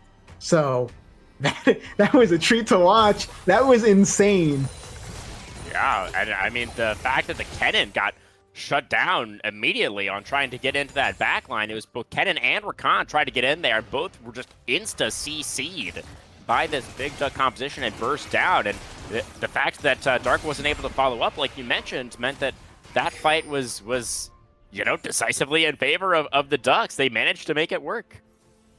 They did, but the problem is, how much more of that can you make happen? Can they do that again for Baron? That's really what we have to see. Because, they do have the Mountain Soul, and that's a big boon to their team fighting. But it's not everything. And this Kennen is still a major threat. Yeah. I mean, he can be, certainly, if he gets the flank angle and they get, a lot of value with the Slicing Maelstrom. But I would actually argue that the Mountain Soul is pretty close to everything. I mean, just look at how chunky these guys are now. They have so many resistances, and the fact that this Gremlin composition is so much geared towards damage, right, makes this a Mountain Soul that they're going up against all the more devastating. Still, I genuinely believe with this Jinx, with the Kennen and Hui, should they get into a good position for a fight, I think they can still win pretty handedly. And a big part of the problem is they keep getting these fights where they're in these choke points. The health bar on this. That's not going to help. That's not going to help when you use your ultimate on the Scion. No, that's not going to do anything. It didn't even break the Mountain Soul shield. That is okay. Well, they should pressure Baron now, and they are. That is, what are you doing, June? Yeah, okay, so they are going to be able to push, the Gremlins able to push off the Ducks for now. Big News does have the teleport, so could try to get up here, but obviously would be likely interrupted by the Kennen. So he's going to try to deal with June first. Doesn't Smash going to land, stop a onslaught. Oh my god, is Big News going to solo kill the Kennen? The roar comes out, and one more swipe from the axe. Big News is just too big to fail. Look at him. Look at how large that guy is. He is actually massive. He is the big Chungus, and he just stomped on Kennen. That was just very questionable from June all around. Using your ultimate, save that for the team fights. That is the bread and butter of your character. This Baron, surely. Oh, the Way is going to teleport up to to the fight. The Baron, they can just peel off of it still. Okay, those teleporters coming in now from Big News as well. Apparently, Despair's going to get a decent amount of value. Being able to back. Oh, the way damage was disgusting. What was And that? that's what I was telling you. That's what I was telling you, Okay, man. I You guess can't Mountain sleep Soul on the Shield- Jinx. Okay, yeah, I guess you were right. It's Mountain Soul, Schmountain Soul. It's a Pentakill. pentakill for Dark, and the Gremlins just stole victory from the jaws of defeat. This game is just like, what is happening left and right, back and forth, to and fro, ebb and flow, so much shifting. There's just nonstop action and people coming up clutch at all the right times on both teams, but Gremlins stealing victory from the maws of defeat. Wow, I was not expecting that damage from the way, and clearly the side of the Ducks were not expecting it either, but that's going to be it. 46 minutes. I mean, it was an absolute slugfest, this game number 1, but it is the number 1 seed Gremlins who take it. Yeah, and that was an awesome game. Just, I don't have many words to say just how cool it was to see the back and forth and to finally see these teams playing to their win conditions. And wow, who was playing a tank? Was that a Scion tank? That damage? I mean, yeah, he is going to top out the damage charts. Big news. Yeah, I mean, he was such a monster in this game, but it wasn't enough. He couldn't do it by himself, because he was on the tank. It might not look like it, but he was playing a tank, and this is, I think, a product in the end. What we saw was a product of the draft, right? It actually did, I think, play a large role here down the stretch. The fact that they were, so reliant on, ironically, Big News being the main DPS threat that nobody else could really carry in the team fights. It felt like for the Ducks. Yeah, it really did come down to draft. I do want to say respect to the Ducks for even keeping the game going for so long when it really seemed like they were being pushed out in the 10-15 minute mark, having lost some pretty crucial fights, still pulling the game back and keeping a comp that honestly had no business being in the game that long to the very latest the late game can go. Literally losing at the last Baron after Soul. So credit where credit's due. Absolute madness this first game. Who's our POG for the side of the Gremlins? What do you think? This is so tough. This is so tough. It is. It really is. You'd want to give it to June, but then that last play at the very end where he solo died to the Scion means that I think we can't give it to him. I want to give it to GVG. Just for that last hero play. It's really between him and Not So Dark, and it's so hard to choose between the two. Yeah, no, I agree. I think we can give it to the way, though, GVG because, I mean, this game was all over the place. Everybody kind of had some moments, and then they had their not moments at various points over the course of this game. But I think since GVG was the last one to really leave a mark, I think that's who we can give it to. Is GVG pulling out the way once again, brought them a victory in the last meeting between these two teams as well, took it on the B1, and was able to perform when it mattered most. So good looks there for the Gremlins. We're going to go to a short break and then get into game number 2. You don't want to miss it.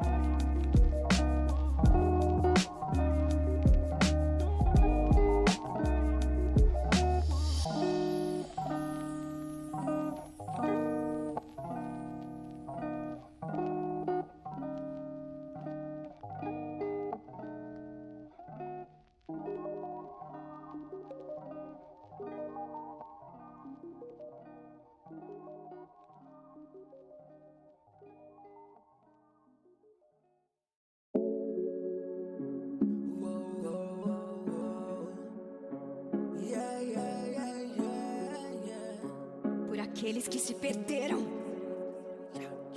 Hoje eles a chamam de exilada, noutro tempo defendeu com sua espada. Tantas injustiças hoje serão julgadas, de batalha seu corpo tão cheio de marcas, yeah, yeah. Como todo humano segue lutar de falhas, nessa guerra nunca deixe vibrando sua espada. Seguindo onde sua alma foi estressada, agora recolhe pedaços com consciência amargurada. Essa coxa há muito tempo foi selada, se tá no meu caminho, mexe cai passou bastante para decidir com variação de como pode ser usada. Nunca siga os seus passos nem minha levada, na estrada sua mente pode ser marcada. No rugido do andério, cortando na luta, o ganhando, tô aumentando a sequência de lacerações e golpes que vão sendo cronometrados pela minha espada e uma speed que é impossível de prever. E isso é um Musashi ganhando, sou o Kojiro inigualável sob runa e terra enquanto a maldade insiste em permanecer. Eu vou achar você, quem me deu essas ordens fez eu me perder. Eles vão perecer, ela não vai ceder. Libere o poder da sua espada, ela nunca vai se curvar, por isso essa jornada, esse caminho ela trilhou. Guerreiros porque aquele esmiuçou, em mim você nunca acreditou. E agora o jogo virou enviada em uma missão que ela não poderia mais completar. E agora recolhe os pedaços de sua honra, talvez ela queira voltar no tempo. E eu te disse aqui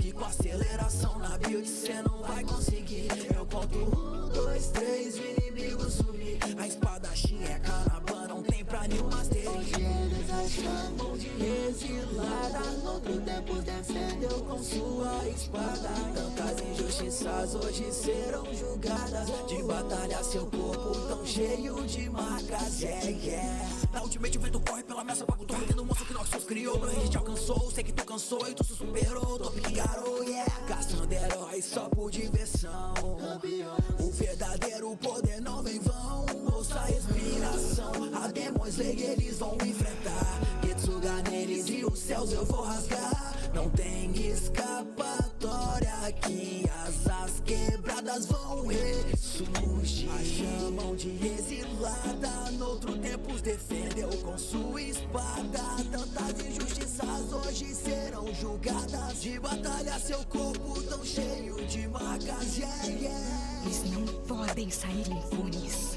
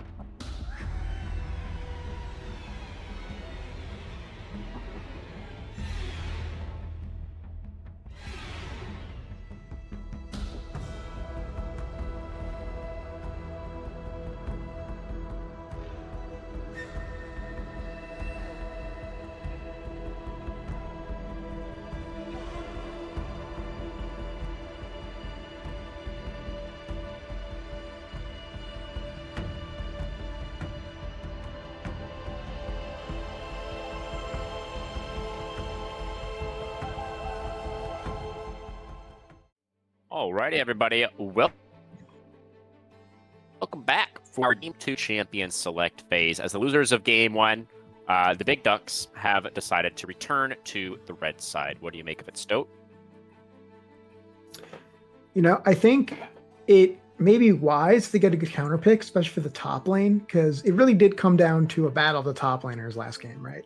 So I'd also like to see maybe if Big News can go on maybe a more carry heavy top. I wonder how that would play out for the Big Ducks.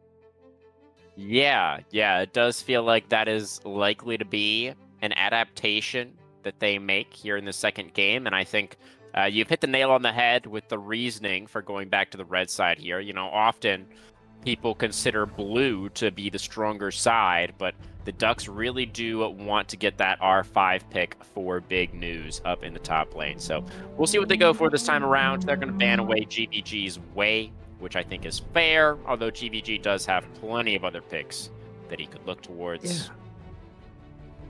So far in his ban phase, we have 2 mid lane respect bans. Now, Outrage has been playing the Diana and has been showing up on it, so a good respect ban. He's very proficient on these melee assassin type champions. Also been looking at the Jace. I wonder if he's willing to pull it out this game. Might be a little bit more spice from the Big Ducks. Ooh, NA Jace, you say? We'll see. Brand is going to come through here. Brand? B1 Brand. Brand. Yes, and likely going to the bot lane. Vidyarthi Really? has a pretty nasty Brand. Yeah, he's been doing pretty hot, pun intended, on that Brand. So Nice. Wouldn't be surprised. And he also can be a flex pick should GVG choose to go it. Skarner, another flex pick, but almost certainly going jungle. I mean, this is something that Big News did play. I believe that was in one of the games they played in the quarterfinal against SG Proton. I don't quite recall. At some point in the relatively recent past, Big News has played the Skarner, but I think I would like to see this go towards the jungle position just because, as we just mentioned, I think Big News needs to be something something a little bit more carry-oriented. So Ashe is going to come through here for the Ducks. Yes, and so far TDK has been playing a good amount of Ashe in solo, as also Zach. That's spicy. And this Ashe also is being taken away from Not So Dark, who is very fond of the champion, very proficient in synergizes very well with Brand. So good all-around pick on the Ashe. Could also flex support should they need to, though I'm doubtful that's going to happen. Curious as to where Zach can go. There's 3 lanes he could go in. Yeah, there definitely Akshan. are. Zach, very flexible pick these days, as that's a bit surprising. Actually, was Akshan? No, he wasn't banned. I just hallucinated that, I guess. Yeah, that's a very strange pick to come through here for the Gremlins. Wow. Akshan, interesting. Powerful pick. But This is a GVG pick. 32 games, last split, 66% win rate. we're just getting comfort picks left and right. Vex. A nice, comfortable pick for Outrage. And a lot of range to deal with this Akshan, who wants to sneak up and deal absurd amounts of damage with just 2 auto attacks. Yeah, 2 definitely. double procced auto attacks. It's kind of disgusting what he can do, especially now with these crazy AD items coming out. Yeah, I mean, I gotta say, I want to take a brief moment here, Stoat, to discuss the Ahri. I'm a little bit shocked that Ahri has been completely ignored so far tonight. I mean, we know both of these guys are Ahri players, or at least have been. And I feel like that pick is so good at being able to get Prio in the mid lane and help other parts of the map. So I'm not really sure why we're not seeing it at all.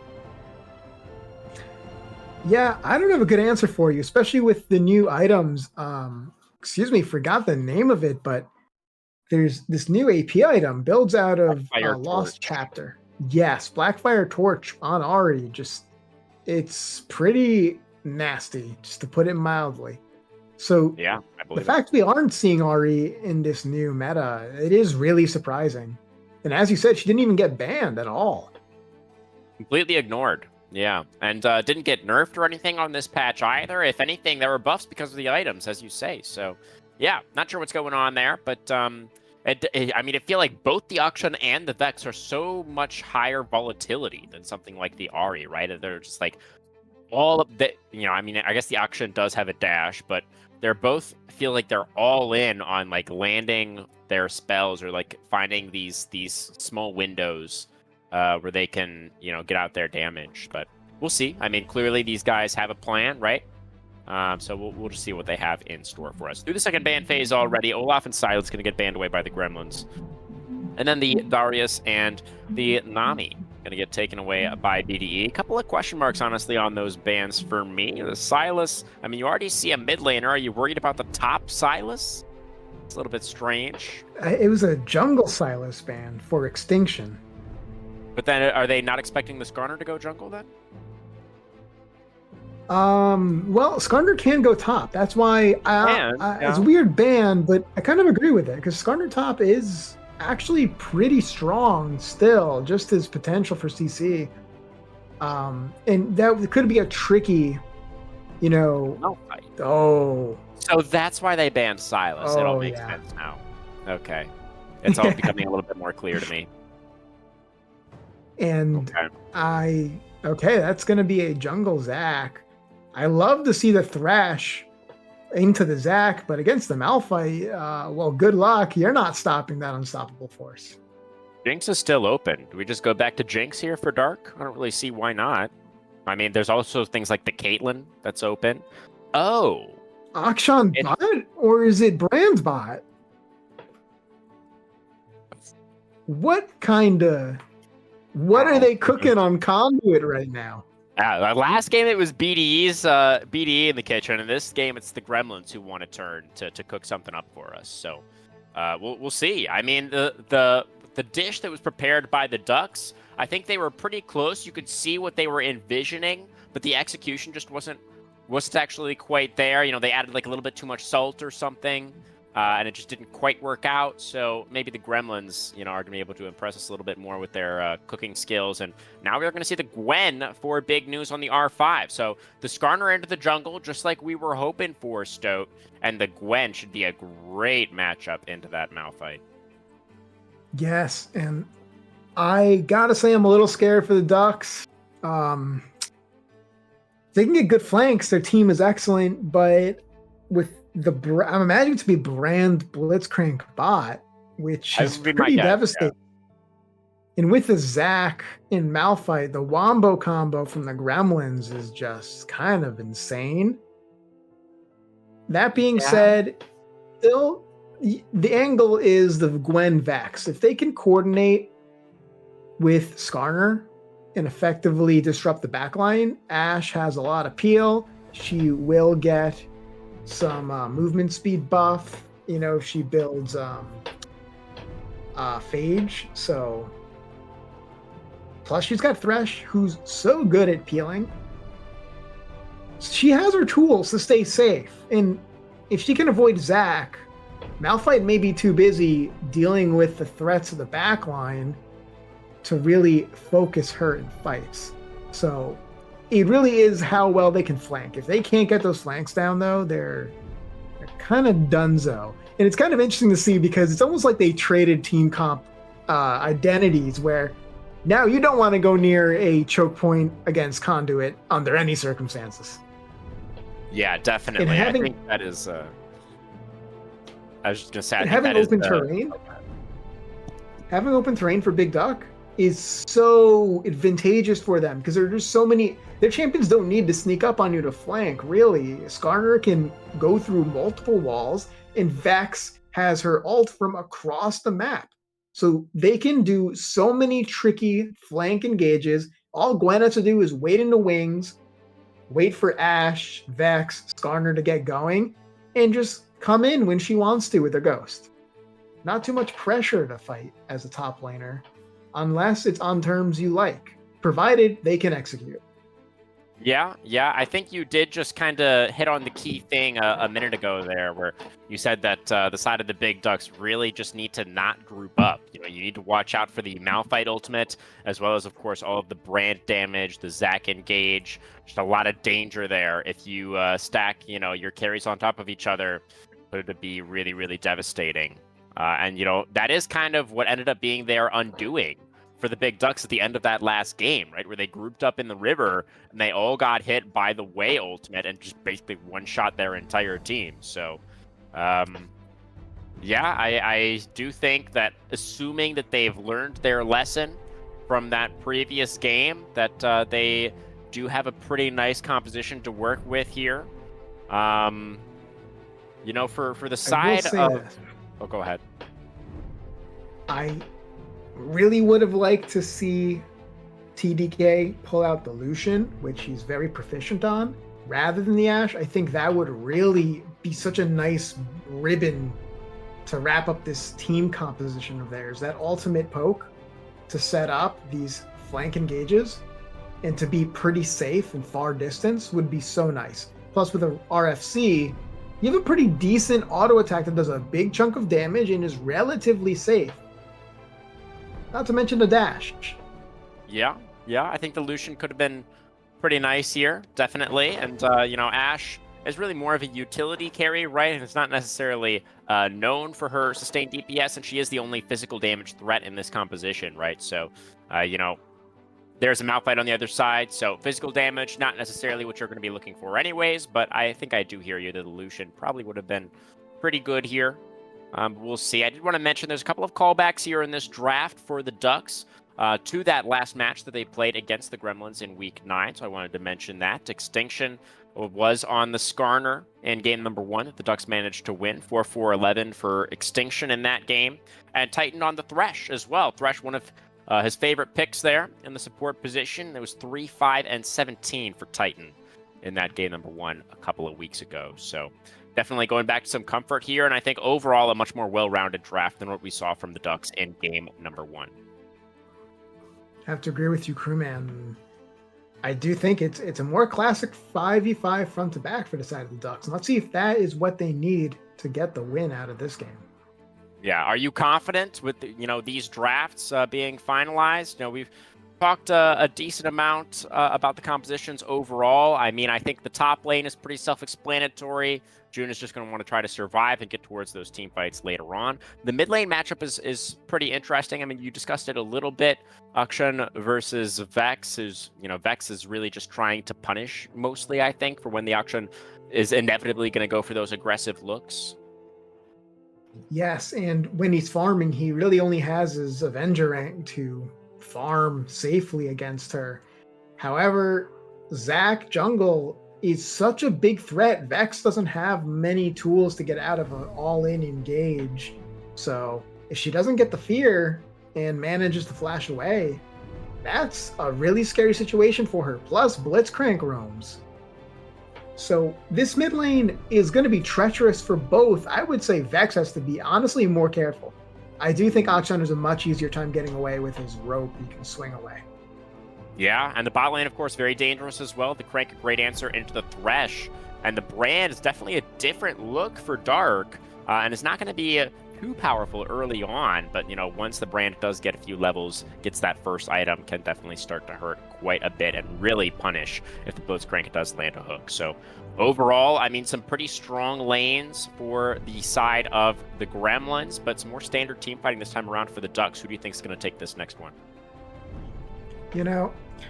I think if Big Ducks, I really think Big Ducks can take this one. I think we saw them play good flanks before. I think their biggest issue was having the Seraphine. They were losing out on DPS. I think if they had a proper AD carry, they would have sealed the deal on that game. So I want to go with the Big Ducks again. I'm a believer. I'm a believer in the Ducks. I like it. It is, of course, the Gremlins that have opted out of the AD carry this time around. And we do have big news with the Gwen counterpick on a carry champion once again in the top lane. So I'm with you. I think we're probably going to go 1-1 here on the scoreboard, but it is obviously far too soon to call. It all comes down to what happens on the Rift, and we're going to find out what will transpire after another short break.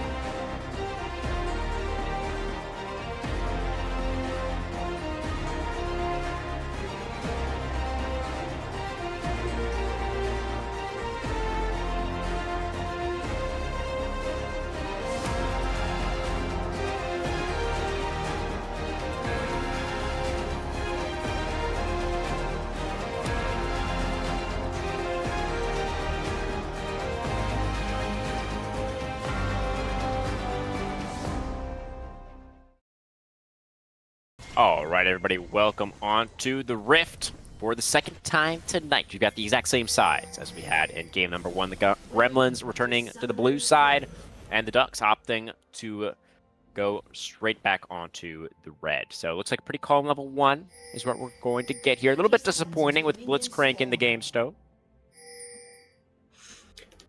Yeah, I honestly really like the early game potential of Brand for the laning phase, especially because Ashe doesn't really pop off until mid game, and even in late game fights, he presses R and says "see ya." You know, he doesn't have to really be in the fights, and that's good because his team is going to leave him in the dust. There's no one on this composition for Gremlins that's going to hang around and peel for this Brand. True. But at the same time, he's Brand and he can get picked off pretty easily. Definitely good on him for bringing Cleanse. He's going to need it. Yeah, definitely going to get some value there. You know, you can cleanse Death Sentence, Crystal Arrow from the Ashe, and of course the Fear from the Vex as well. All of that very cleansable. So, see what kind of value. Is hygienic. He's clean. You know, Absolutely. Clean something spicy with brewing. fire. Not really. A little flame pillar. Yeah, you know, he's spiritual. I like that. Yeah. So both junglers Not are so going to dark is going to the light. Absolutely. Both junglers clearing down towards the light. They see the light, Stowe, and they're going to be moving towards it. Extinction actually doing so very quickly. Went for the red buff. Buff for the Skarner. Likely going to be the Gromp next, the fast level 3 into some kind of gank angle. Yeah, I think he's going for that early gank. And you do have two vulnerable champions, Blitzcrank and Brand. Honestly, go for the Blitzcrank more so because he does not have the cleanse and is not particularly good at getting away. Ooh, big news. Oh, wow, that's a lot of damage. Just a little bit far forward to Gwen. Yeah, big news. Taken. Oh, really trying to play on the edge here. Yeah, and he's doing a pretty good job. I mean, took that one turret shot, a little oopsie, but what is Malphite really going to Okay. do? Here comes the Skarner. The Aftershocks can get procced, though, for Vidyard. In the stun, the Seer comes out from Dark, and Extinction is not going to be able to get anything at all done with that early level 3 gank. No, but at least the Wave's in a good position for a repeat gank should he hang around long enough. And he may just, in fact, do that, given the Scuttle Crab's going to spawn soon. Guess not. No, it looks like... Yeah, he's in Wolf, so yeah, I think he's going to hang around and maybe go for a sneaky, cheeky Scuttle into a regank. In top lane, you know, it's going to be rough for June to survive this lane. We saw what Big News could do on a supposedly tank champion, topping out damage charts. So now that he's got a real carry, let's see what he can do. Yeah, he's got a real weapon now, and he's not even playing Jax. Well, I guess it's because he's not playing Jax that he's allowed to have. Oh, flash forward, Titan. That's the flash forward for TDK as well. Needs one more auto, the heal for the move speed, the volley, the first blood for the Big Duck AD carry, although Titan will have to be sacrificed on the back end of this one. Pine gets a kill back, 1-1 on the scoreboard, but not bad for a 2v3. Not at all. Looking a little dicey in the beginning, but that's an overall win for the Big Ducks. First blood onto the carry, and Zach with a kill isn't going to really amount to that much.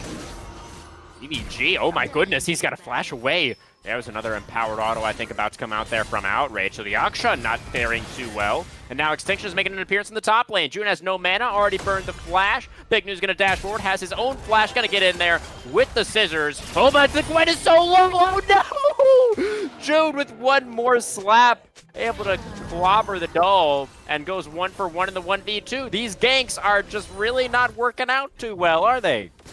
No, and frankly, that was Big News' mistake. He could have just walked away. He did the damage he needed to do. Skarner was right there. That was a secured kill for Skarner in any case. So unfortunate, a bit agreed, I would say. I'm not entirely convinced that Extinction was going to be able to lock that one down. I mean, the Skarner did also have the flash, but the damage is pretty low early on for the Skarner. I feel like Jun maybe could have... There wasn't going to be any more CC, right? Maybe a slow, but in any case. As GVG is going to slingshot himself into this bot lane, just to say hello. Making his presence felt. He felt a little lonely in mid. No. And now, just Gwen doing what Gwen does, stacking a fat wave to punish Malphite for existing. And Yeah, I mean, pretty much, lane's playing out as you thought they would, except for 2 oopsies from the Gwen so far. Dragon start for the Gremlins. Spine is comfortably getting this one burned down. The Shadow Surges get connected on a Vidyard. The Fear onto 2, and the hook from Titan for the follow-up. Pine is going to get played backwards here. The Blitzcrank taken down first by TDK. The Zac still with the passive, won't need to utilize it. Does manage to get away as, oh my goodness, Big News is here as well. Really heavy commitment, actually, from the Ducks to get over here. Get this first dragon. Pine still does have the flash. Could get in there for the steal. It has a ward in the pit as well. Oh, I think it's going to be the Ducks looking for the turn. They have the Zac on a ward. They get over the wall, and there is that passive going to get procced. Dark is trying to keep these bloblets alive, doing a decent job of it as well. As Titan's going down extremely low, Zac will respawn out of the blobs. Pine is back now. The Thresh gets taken down. Extinction trying to stay on the objective, but just needs to get out of the way here as GVG has moved over on the auction. The ultimate there, not going to be enough damage to finish anybody off. Outrage still hanging around here off on the flank, but this should now be... Oh my god, Outrage killed Zac. I totally missed that. Extinction is trying to get in there for the smite, but he was too low, and there were just too many Gremlins in the area. So with the full commitment, everybody in the game was in that bot side river at one point or another, I believe. I guess Big News is the one exception there. And that is going to mean that the Gremlins get the objective. Yeah, Big News was there. Yeah, I didn't not to match teleport. Big News opted not to match a teleport from June, and there was no jungler on the map, so I guess I guess Gwen felt, you know, let's give up the Hextech one Drake and secure a lead on top lane, and that's nearly a 20 minion advantage in nearly 2 plates. So, yeah, worth it for her. But will that be enough to really snowball the game? I don't know. I honestly am not sure Crewman how to make that play, whether that was wise to save the TP or not. Yeah, no, it's a little bit unclear for me as well. We'll just have to wait and see what big news is going to be able to get done later on. As that smite will go the way of Pine, able to secure the first Kevin. And now Extinction looking to get one for himself. And with the rest of the team moving over, looks like they will be 2-1 in favor of the Ducks for this particular objective. This is almost looking like a mirror of last game, except the first dragon stolen away by the Gremlins. It looked so good for Ducks. It looked like they really had control of the dragon area, but overcommitting a little too much to kill those bloblets and getting collapsed on. And the TP from Jun really sealed the deal on that dragon. Yeah, so for sure. Now the Gremlins are up. All objectives on the map. Feeling pretty comfortable right now. Yeah, they are down about 500 gold. That's, I'm sure, in the top lane is where that gold differential is coming from, as Big News continues to push in waves, tosses out some needles. Totally fine. Yes, and Ashe down about 20 minions. However, Ashe does have 2 kills, so that is roughly 4 minion waves worth of gold, approximately. So it evens out just about, but you would really like to see Ashe be up in farm in this matchup. Wow, Outrage can get pulled back by the stretchy strikes here. GVG should have the damage here to take down the Vex. Outrage tries to flash right, tries to get back towards the jungler, and barely the Skarner gets in the way of the action ultimate, but it's not going to matter. He does impale the Zac, does get him underneath the turret, and no passive means that what is 1 kill traded back. So a 1-for-1 in the mid lane as Extinction arrives just in time to get that trade kill. Stun lands onto the Thresh, Titan forced to flash away. The heal as well has to be used to keep the Thresh alive. They will be able to do so.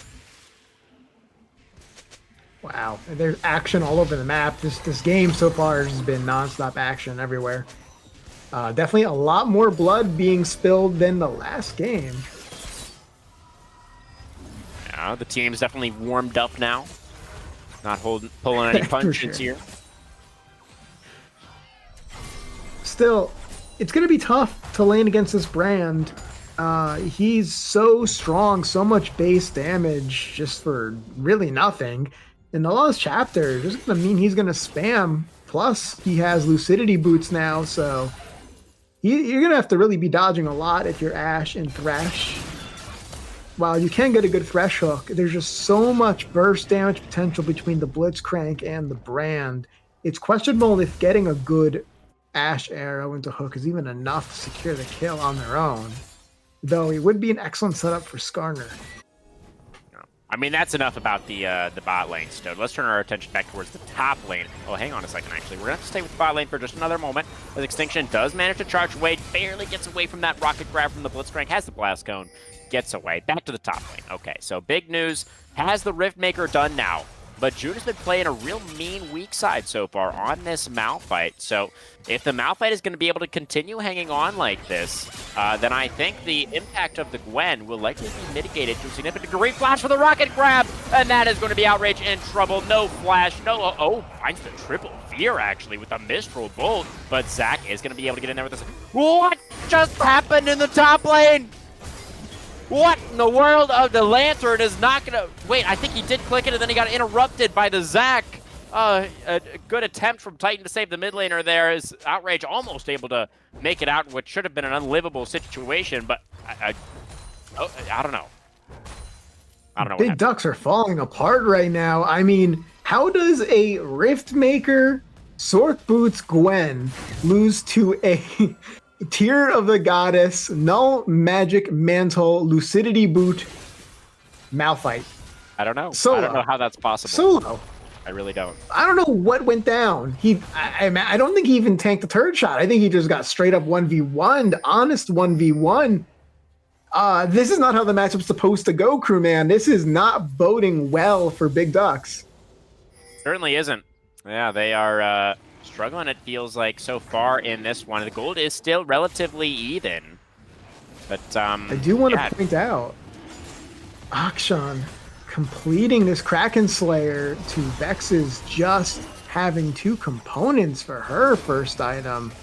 The Ludens, I honestly, on the I'm a little scared. Find outrage the banana brush here. Zach in there with the elastic slingshot. The Enchantress Rail does come out. Oh, unstoppable force was gigantic. Just knocked up the whole team, and now it's going to be the Ash pulled in as well. They just got absolutely annihilated in that fight. The big ducks are lying on the ground, and it's going to be the Conduit Gremlins looking to go up 2-0. Yeah. Big news, not even trying to get any part of that action. He's like, nope, I'm fine here. I'm just gonna farm up and be safe. And that was such an excellent unstoppable force. Right as Brand unleashed his R, and everyone got some in that fight on the side of Big Ducks.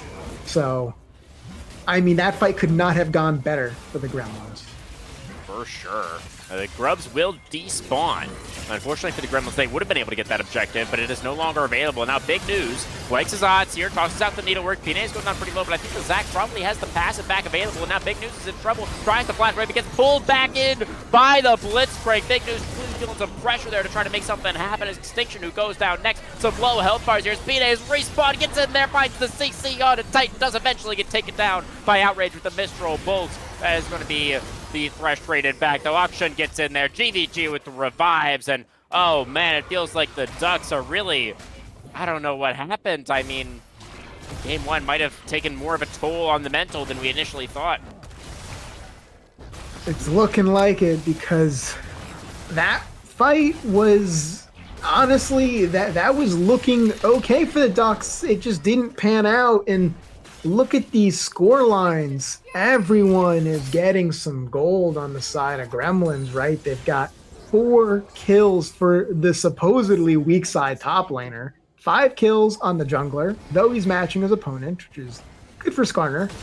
And 2 to 3, actually. I didn't even notice Vex got all those kills. Good on her, but still, Brand, he is strong, and he is so much stronger right now than Ash. Ash with just the Kraken Slayer is just not going to do the kind of damage in team fights that the Brand's going to do with 1 item.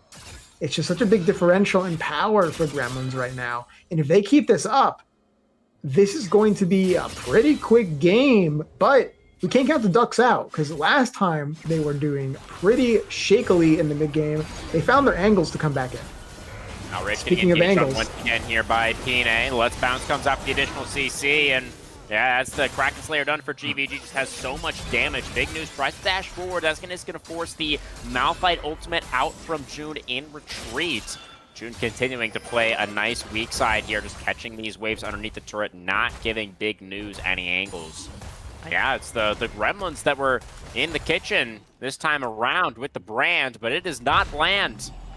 It is, in fact... It is not bland. It is very spicy here. And I am liking what I'm seeing out of Big News, though. He's really committing to split push. He's buying a lot of time and space for Big Ducks, drawing attention to whatever side of the map he's on, going back top side. So that may be an angle if they can stall long enough.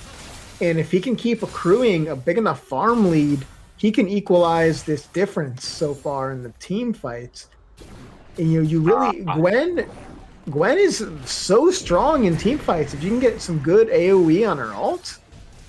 Ooh, but this is going to be the Herald charge into the top tier 1. Won't quite take it down entirely. Extinction is moving over here to try to get a punish onto GVG. Is the Action going to be able to hookshot himself away? He does flash away from the Skarner. Misses the wall swing there, but I guess it's not going to matter, as Vidyarthi was also here to cover.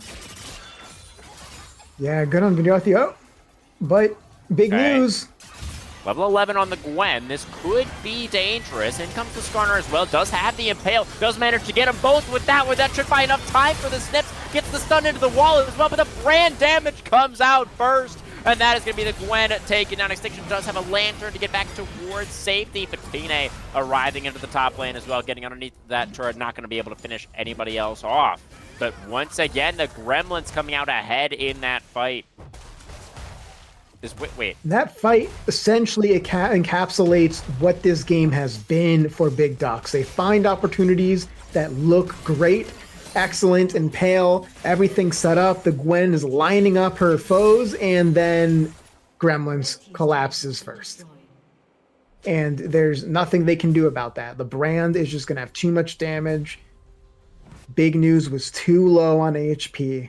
That was the best they could do in that scenario, and now the advantage in the top lane, they had that turret, they lost it. And that's a very big deal. Mid is open, top is open, bot is open, and there's a Zac Malphite on the enemy team. Yeah, this is going to be contextual point also for the Gremlins. They're about to secure their third dragon. But Stone, I actually had a quick question. I wanted to go back to that fight for a second. Outrage wasn't there, was he? In the top lane?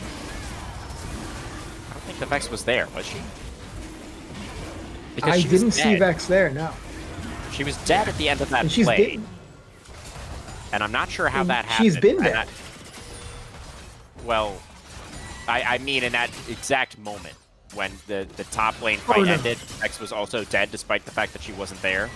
And I'm trying to piece together as, Big News is going to take a Gromp here and is going to get pulled in.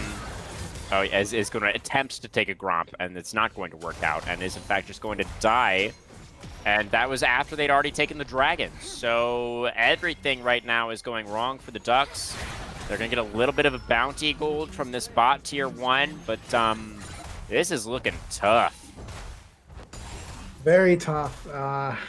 Outrage just not having a chance to really do much. Tried to push the advantage on this long range Vex. Again, Zac's always on top of this Vex. This can't do anything. Just gonna get taken down here by GVG. No way out for Outrage. 20-8. Scoreboard. Wow. And that's been the story. Panay is just... He's just been everywhere on top of Vex, on top of Gwen. They just really can't do anything on the side of Big Ducks. They just don't have the map pressure. And when you think you're safe, you just get bopped. So this is really, really bad situation for Big Ducks. They're going to have to get some miracle catches onto someone overextending to make this game come back, because as it stands, Brand's at 2 items. Ash is struggling to finish her second.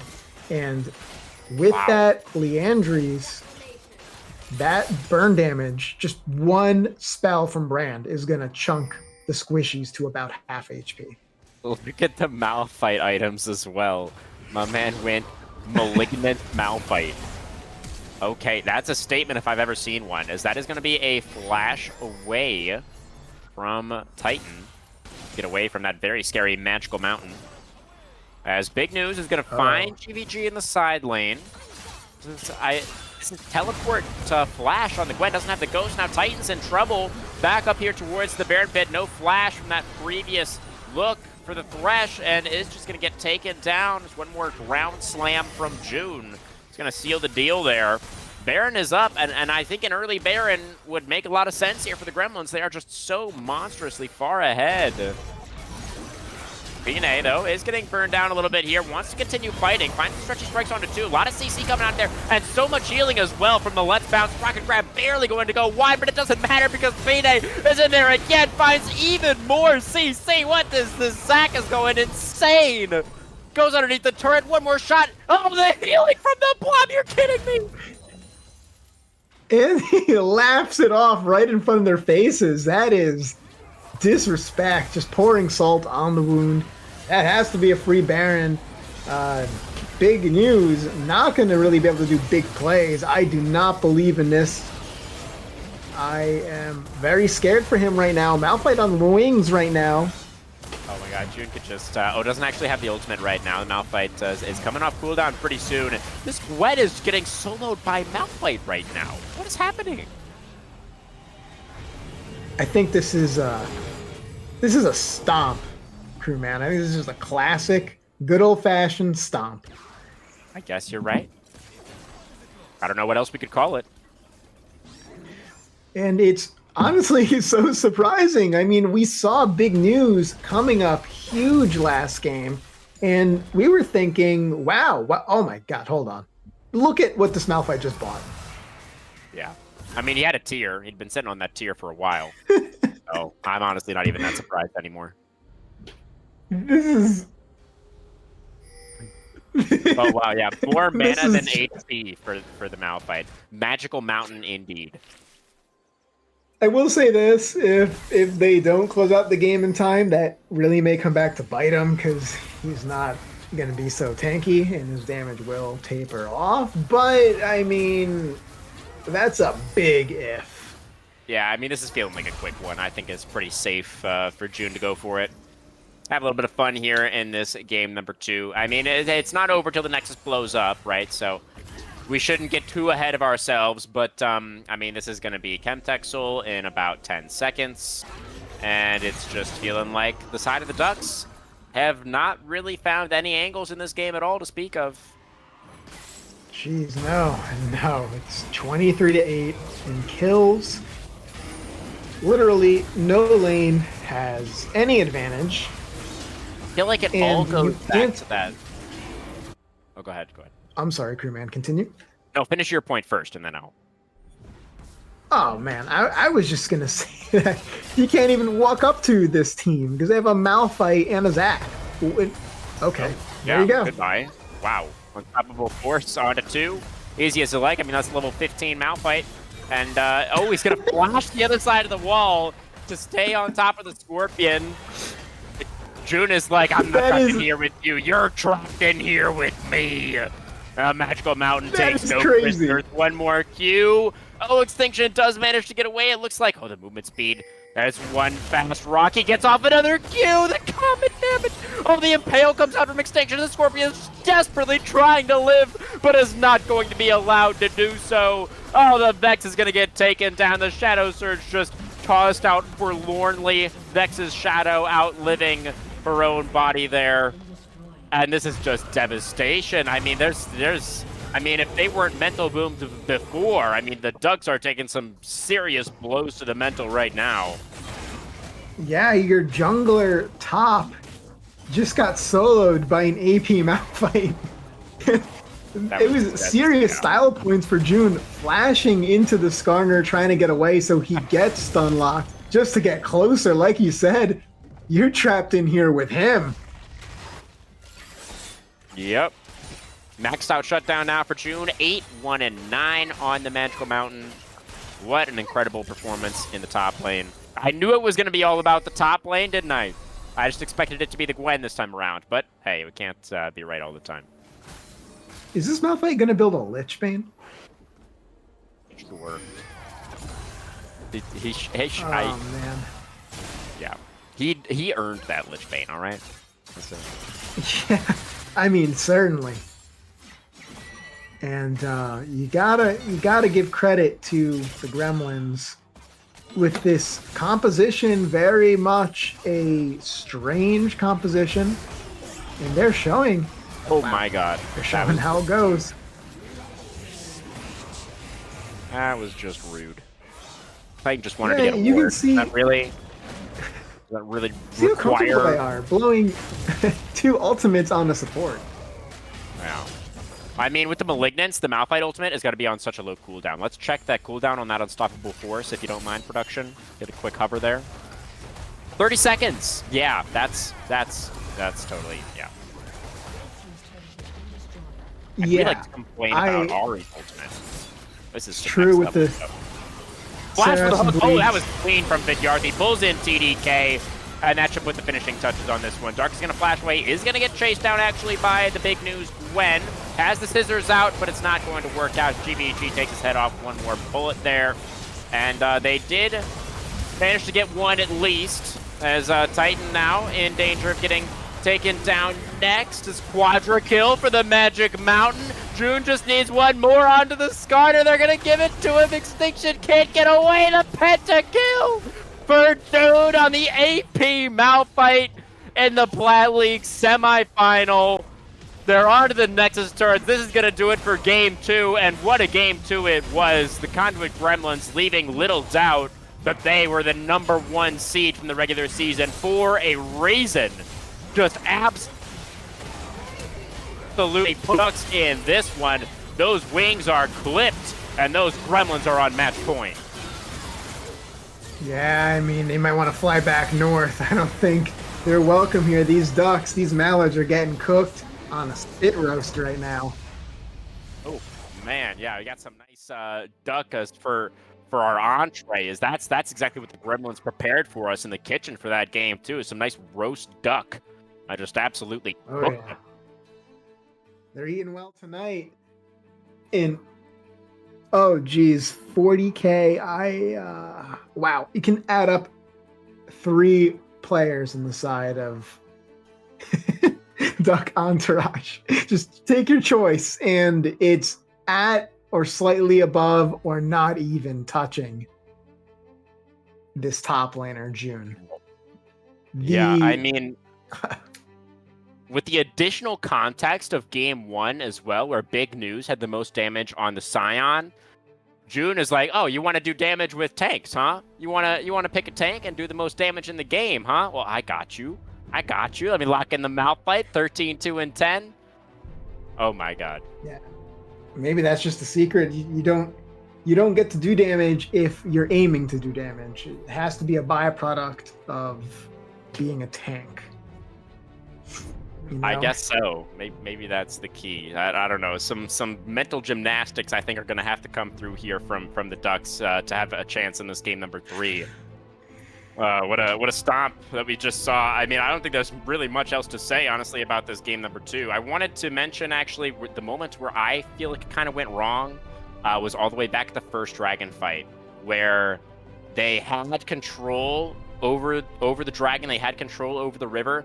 They went for Pine over the wall there. They saw the Zac on the ward who was going to go in for the steal. They got the Skarner into the Bloblets, but Big News left early to go back to the top lane as June was teleporting in to create the man advantage for the Gremlins. They were able to turn around that fight, and it felt like nothing went right for the Ducks at all afterwards.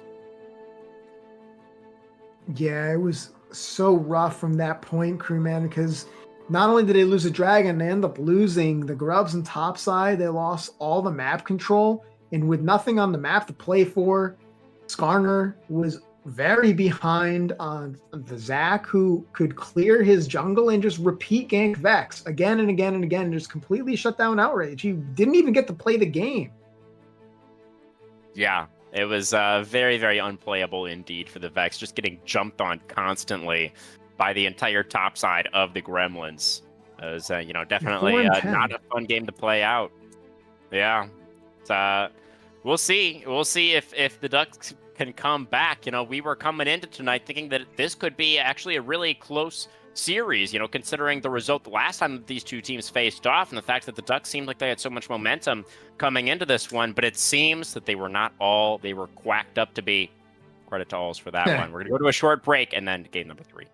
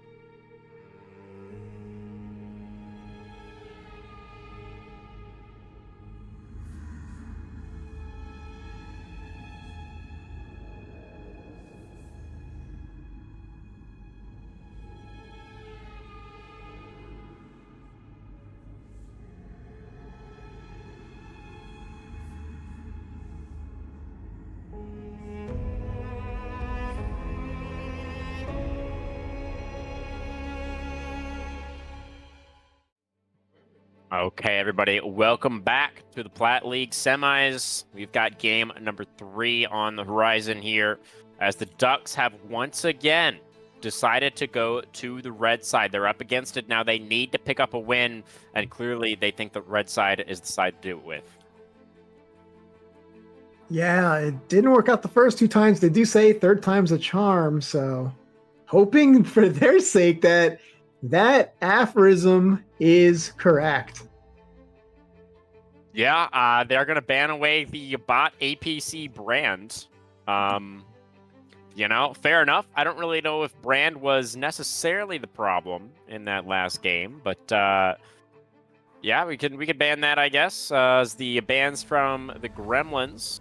It's going to be sort of a combination of their bans from the previous 2 games. The Mordekaiser and the Thresh that they banned in Game 1. Mordekaiser, of course, has been banned all series, and the Diana that they banned in Game 2.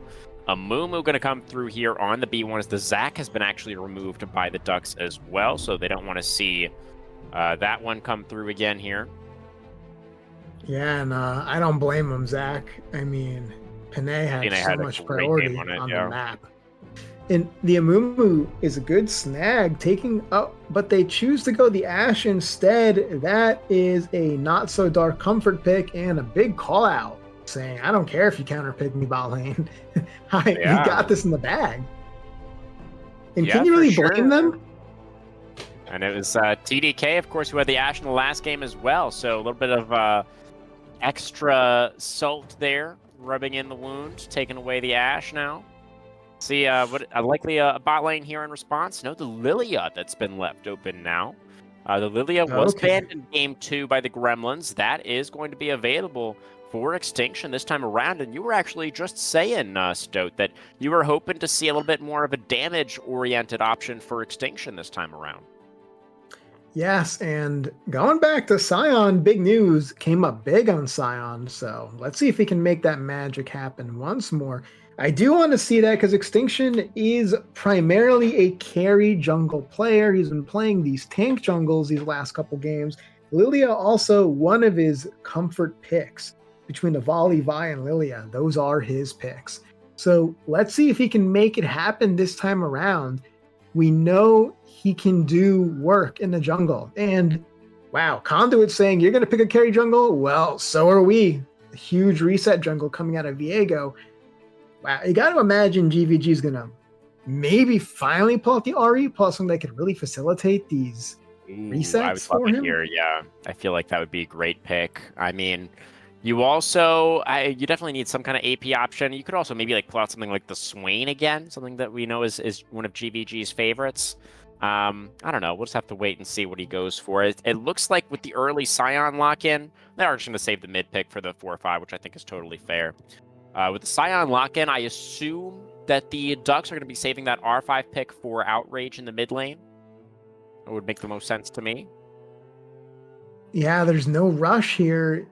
Okay, Jinx coming out this time for TDK. Let's see how that pans out if he... Wow, I wonder who they're going to pick for support. And honestly, I'm already scared for Big Ducks.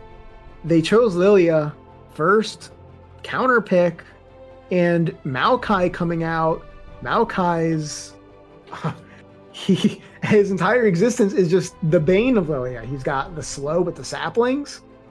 He's got his root, And he has his AoE ultimate that just really stops Lilia in her tracks, and she can't do anything about it. Yes, your teammate can block it for you, but who's going to block it? Your Jinx? Certainly not. You know, your yeah. Scion? Ideally, probably you want Scion to block it, but it's easier said than done. Yeah, and then he can't ult. He can't ult then. You know, it's like...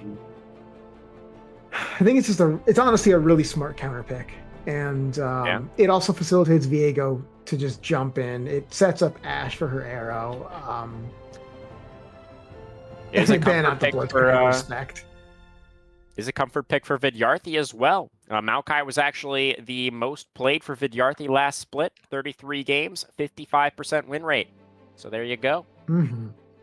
Great Really pairing with smart the Silas Ashe. fan. You pick Maokai, you know Silas is so strong when he takes that ultimate. So I really like how they're still, even in this game, after that massive stomp in game 2, still respecting.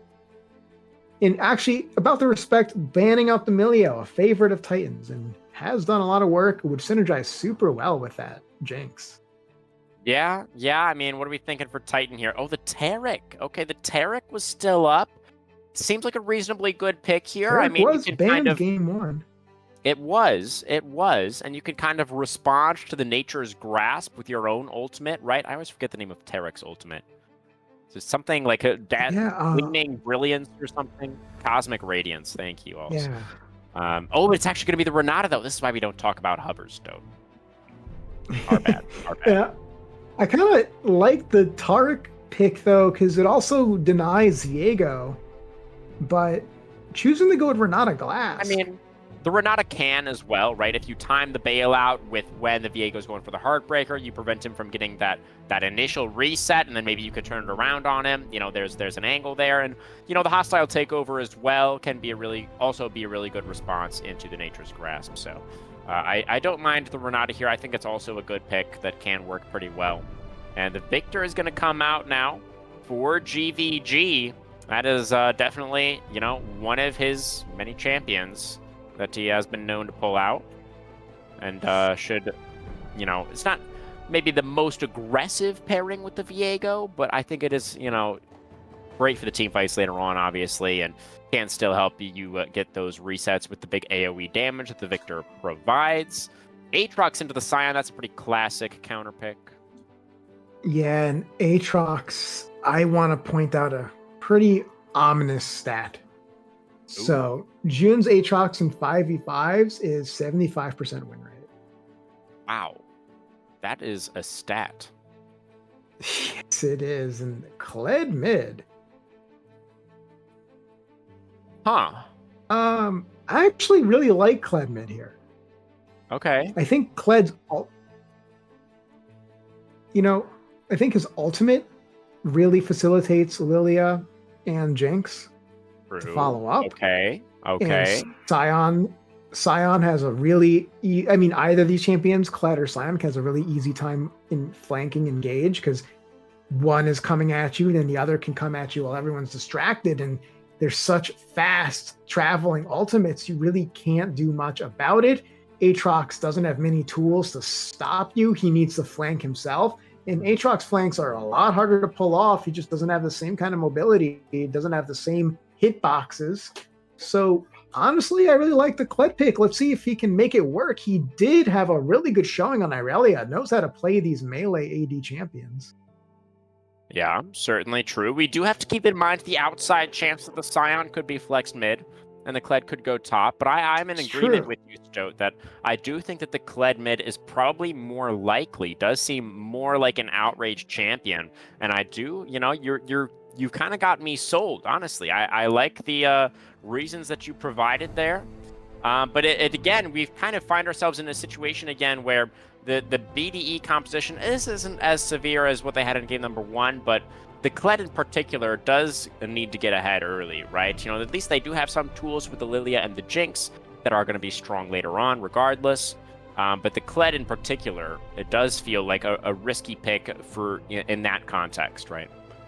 Yes, I have to agree with you, Crewman, because unlike Scion, who just by merit of being Scion, at least he can die, but have ultimate hit multiple people. The whole point of Kled's ultimate is he goes in, does a ton of damage, and has his Scarl shield just to help him survive. But if he doesn't have damage to follow up on, well, he's just kind of in the back line doing nothing. So it can be risky, but if there was ever a game to pull out a strange pocket pick, it is when you're on the fence, about to lose a 5-game series 3-0. Yeah. Backs up against the wall here for BDE, so you have to give them that trust, right? That they know what they're doing. They're going to pick the champions that they feel like are going to give them the best chance to win. And, you know, the Kled, I think, at the very least, is something that their opponents probably will not have been expecting, right? So that is potentially what they need to turn the series around. I mean, game one was so close, despite what we felt like was maybe a bit of a draft disadvantage on the side of the Ducks. They still were able to take the Gremlins to 46 minutes, right? And those team fights were very, very close until they weren't. But that game two was just so devastating that they really need to, you know, really try to reset the mental here for the Ducks and come back fresh into this game number 3 to really show us something. Agreed. And actually, another point, I really like the idea of bailout on Kled. That's going to be pretty strong. Yeah, definitely. So we are hovering the Kled in the top lane position right now for big news. Oh, We'll see if that is going to stay in that location. I'm trying to look at the OP.GGs right now. I doesn't really seem like either Big News or Outrage are like notorious Kled players or anything like that. I'm not really seeing anything here for either of them, so hard to say. Hard to call this one. It looks like this is where things are going to settle, though, as the window to trade has now expired, and Kled is going to go into the top lane against the Aatrox. Wow.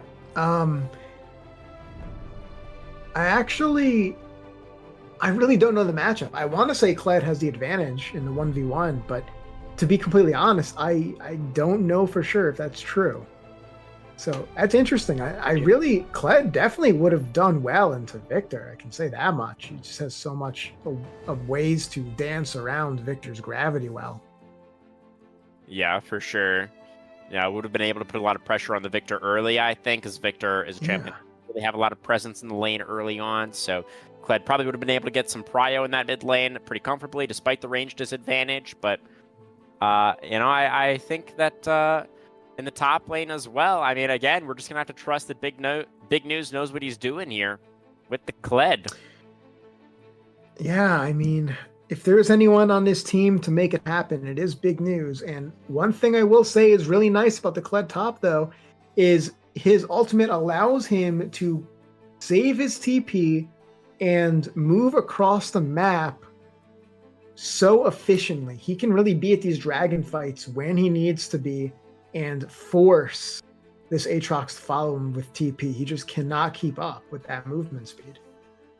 Yeah, definitely expecting the Ignite from the Kled. I feel like that's most Kleds will go for the Ignite in the top lane and against the Aatrox as well. I mean, you need that to cut the healing, right? So, big news. Let's see it. R5 Kled. We're going to go to another short break, guys. The Big Ducks need a win here to keep their playoff hopes alive, with Gremlins really showing up in that game number 2, asserting themselves as the favorites here in this best of 5. We'll see if they can close it out cleanly. Don't go anywhere, guys. The BOL Plat Season 11 semis. We'll be right back.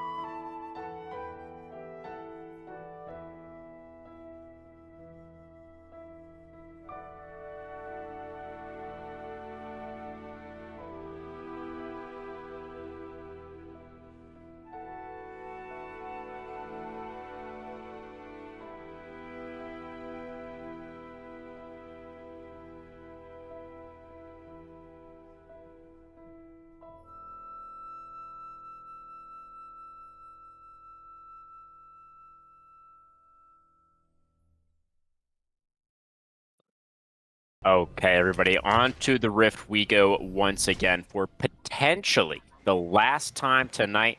The Big Ducks for the third game in a row on the red side. And we do have the Gremlins, the third game in a row on the blue. We'll see here. Big news with the Kled in the top lane does have that Ignite stowed as well as the PTA to try to pressure in that 1v1.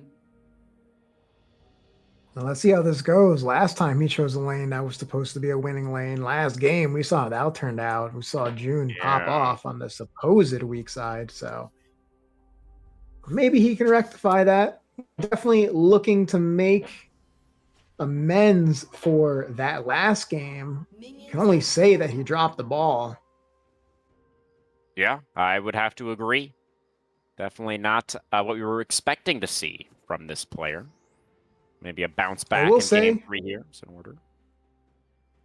Out of all the compositions Big Duck has pulled out tonight, I like this one the best.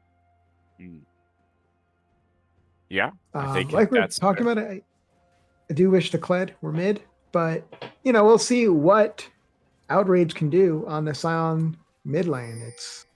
It is a meta thing, however you may feel about it. Oh boy. Titan gonna get chunked out a little bit right at the start of this one. Vidyarthi, of course, not skilling the Twisted Advance just yet, only having the Bramble Smash. Means that the Renata will not have to expend any summoner spells, but so that's a nice health trade for the Gremlins down there early on. Yeah, it's going to feel good. Ashe is already strong early levels in this lane with a Maokai, all that much stronger. And that's really going to hurt their level 2. Going to be on their tower. It's really this Renata has to be careful, I say Titan healing up, but Going still, through the potion. They're at a big, all potions used, big disadvantage. So we do have both of our And- junglers clearing top to bot in this game.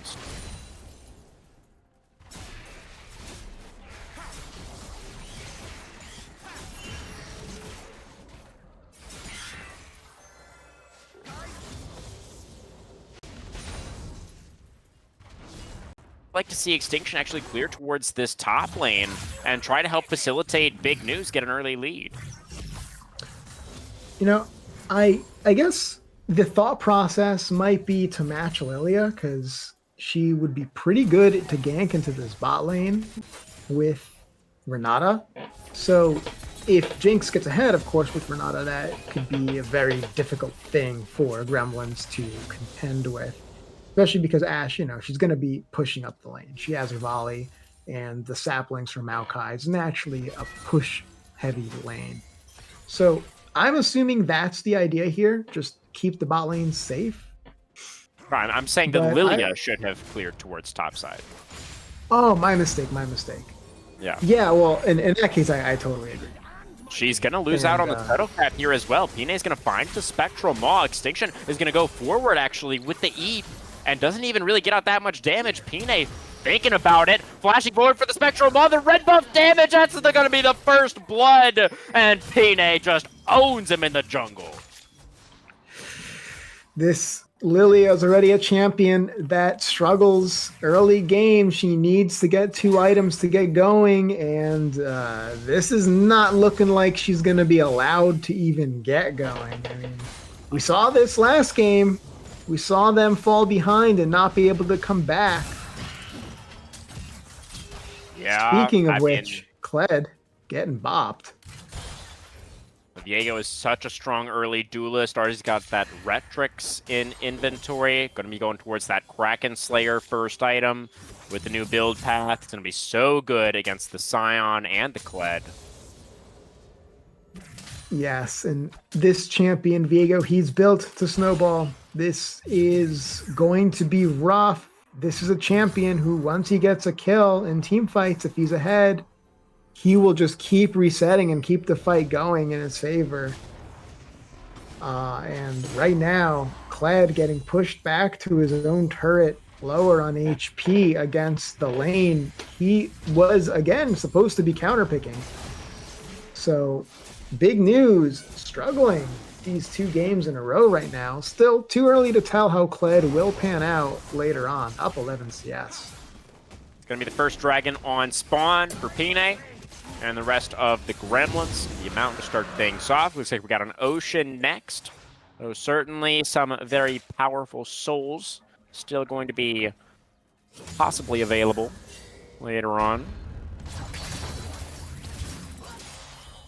As there's big news, has the level 6 mark, gonna be able to get some good damage onto June here, who does flash just to be safe, just to make sure that the Kled can't get out that last auto attack. So there is big news, starting to press a little bit of an advantage, holding onto his own flash for now as well. Yeah, and he's going to get a big farm advantage from that. So well played, plus a plate. That's going to feel good. Now he just gets to back away safely and enjoy what he reaped with that all-in engage. Up about 20 CS already, and this is what you want to see. What you want to see out of big news. So already a different feeling from this game than from last, where last time we tried this on the Gwen, he ate a turret shot and it really kind of messed up the lane from then on. Now look at this, Pina is going to get the grubs as well, it looks like. Already secured the first one.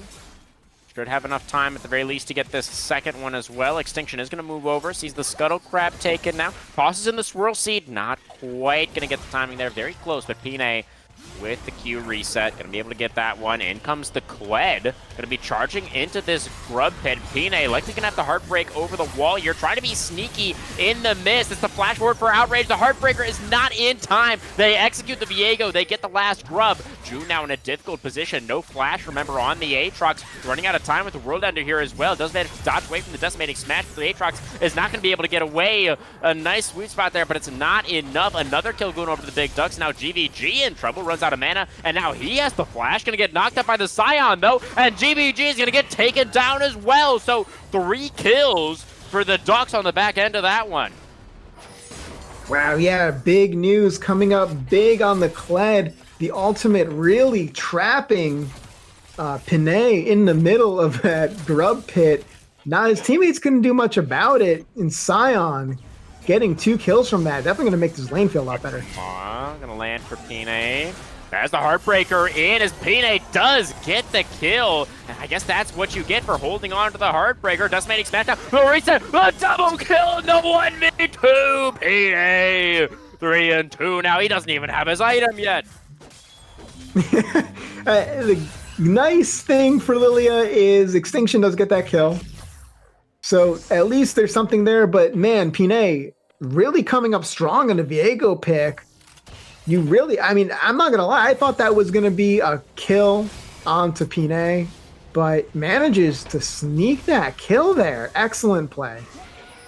I gotta say, I didn't see that coming. The fact that Pinay held on to the Heartbreaker in the previous fight, didn't cast it, was very greedy there. I mean, you said that the Kled trapped him in the pit. He really wasn't trapped. He could have used the ultimate to get out of there at any point, but very greedily wanted to hang on to it, wanted to try and outplay in the mist.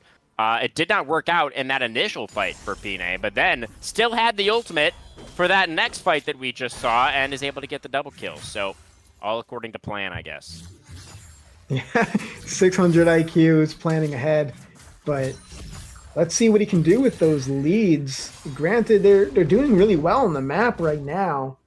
Next dragon coming up in a minute, so I'm curious to see how both teams are going to set up. A lot of kills on both sides now, and Kled is looking pretty strong. Has that serrated Dirk. He can do some real damage to the backline. Also, Scion has his first item. Oh, here's the Nature's Grasp, and the Viego's going to be moving in at the same time. Renata, when are you going to go for the hostile takeover? He's stunned for so long, he just didn't even get to get it out in time. The CC was just way too much there, and they're able to take down the Renata. That's going to be a man advantage to set up for this next dragon.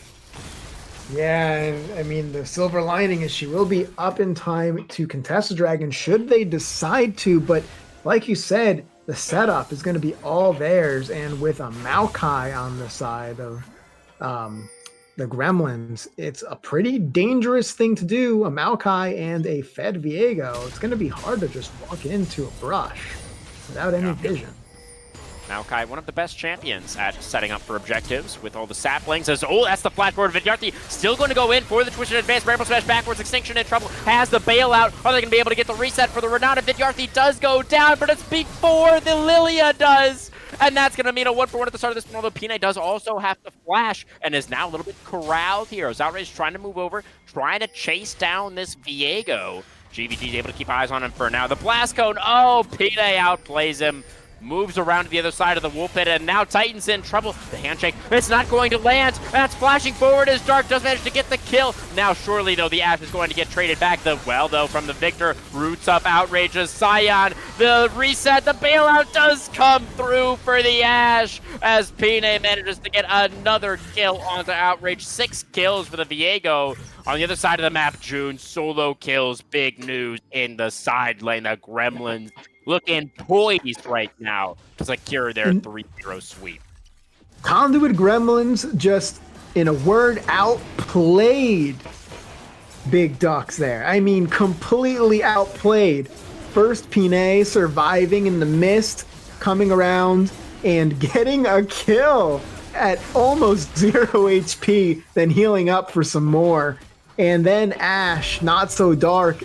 Perfect spacing. I don't know if you caught how beautiful that spacing was. Just barely avoiding death. Gets a kill, dies, and comes back with the Renata to help him survive long enough to get yet another kill. Come back to life, and they must be feeling pretty good about that. That was honestly just straight up outplay. There was nothing I would say Big Ducks did particularly wrong there. They just didn't do it well enough. Yeah, well said, Stoat. Definitely agree. You know, the thinnest of silver linings here, as we just saw Extinction secure the second cohort of Kevin's. That is going to put the side of the Ducks at that 4 grub break point to get the Twitch chatters. But I really don't know how useful those chatters are going to be. I mean, chatting, we all know what that emote is for.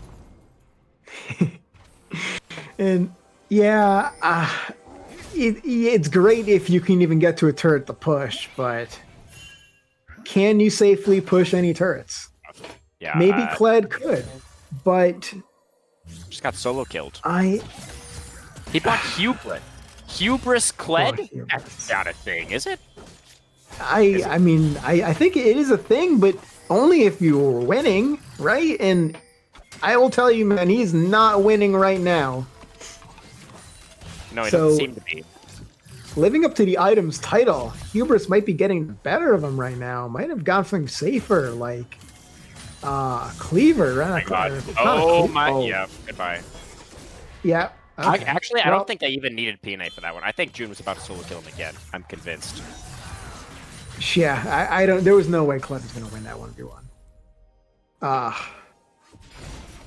He could have gone with the Ravenous Hydra. Oh, that's a nice engage from the Maokai. Didn't even need the flash there. Just able to get off the W. Just managed to click on the Jinx there, it looked like. Get the Bramble Smash backwards.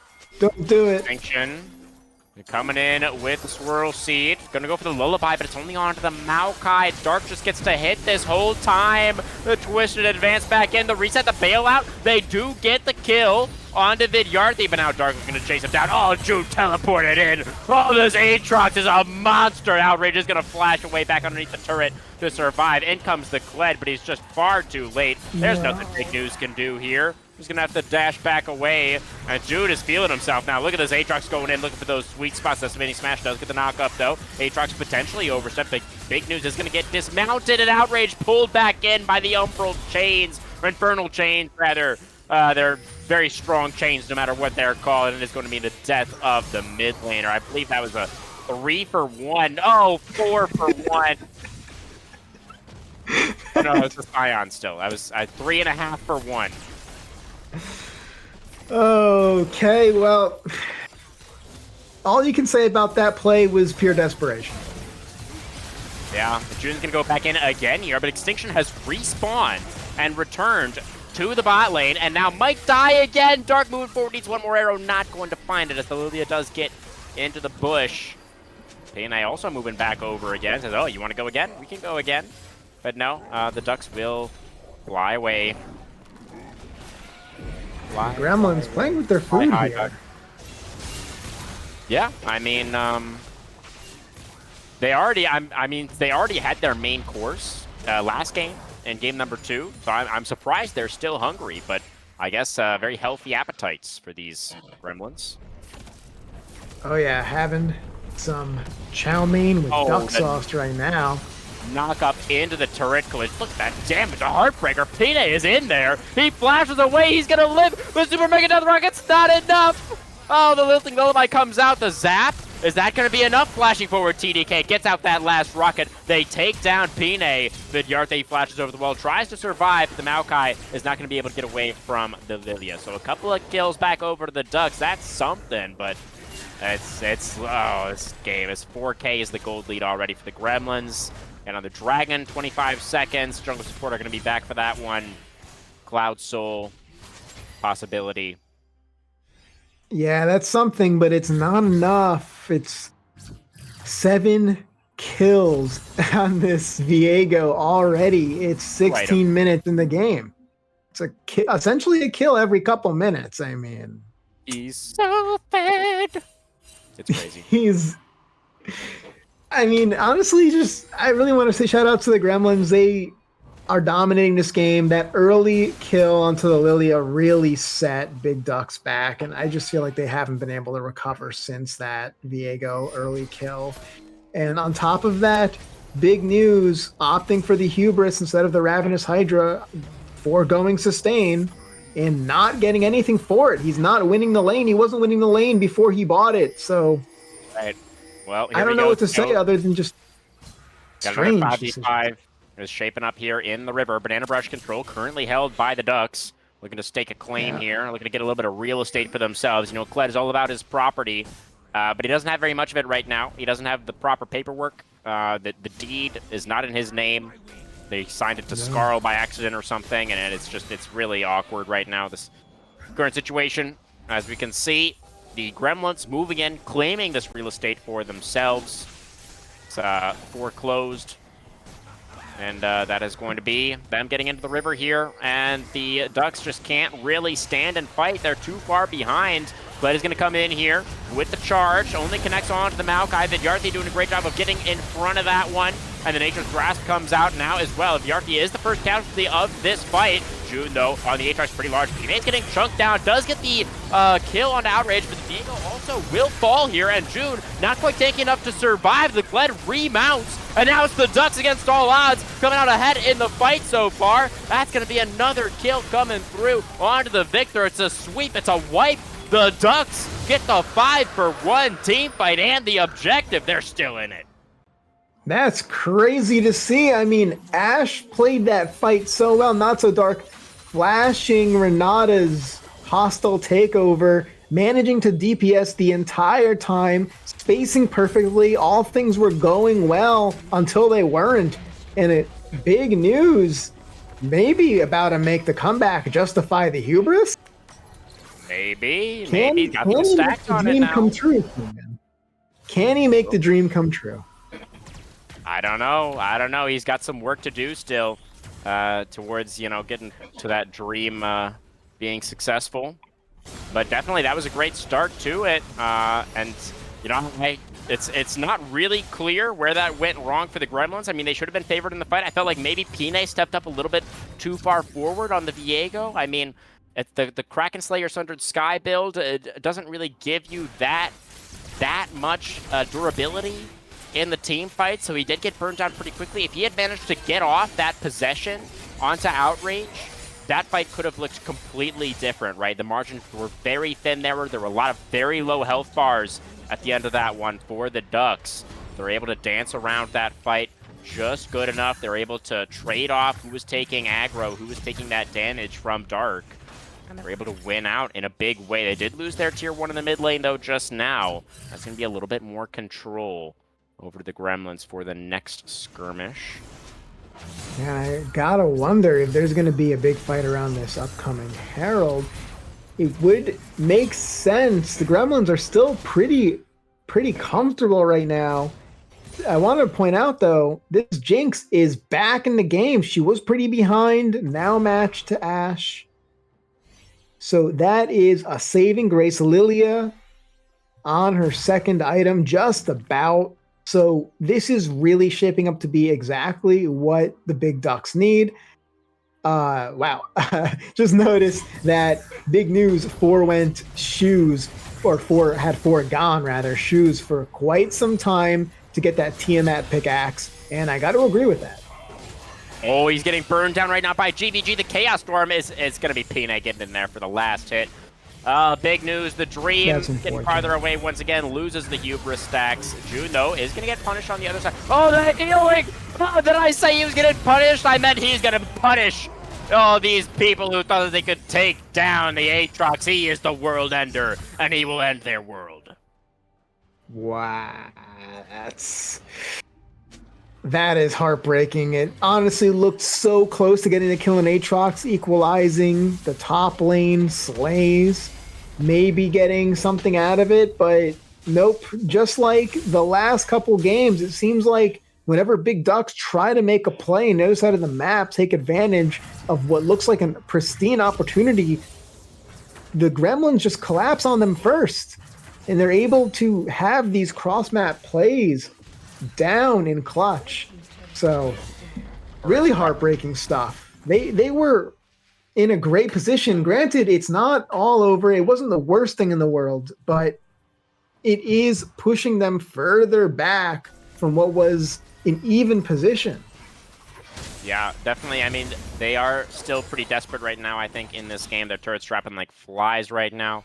We saw the tier 2 in bot as well as the tier 1 in top, of both getting taken by the Gremlins. And the gold lead is built up now to about 5k lead for the #1 seed. And we've got 1 minute until the next Cloud Dragon. They're going to have another crack at this soul point.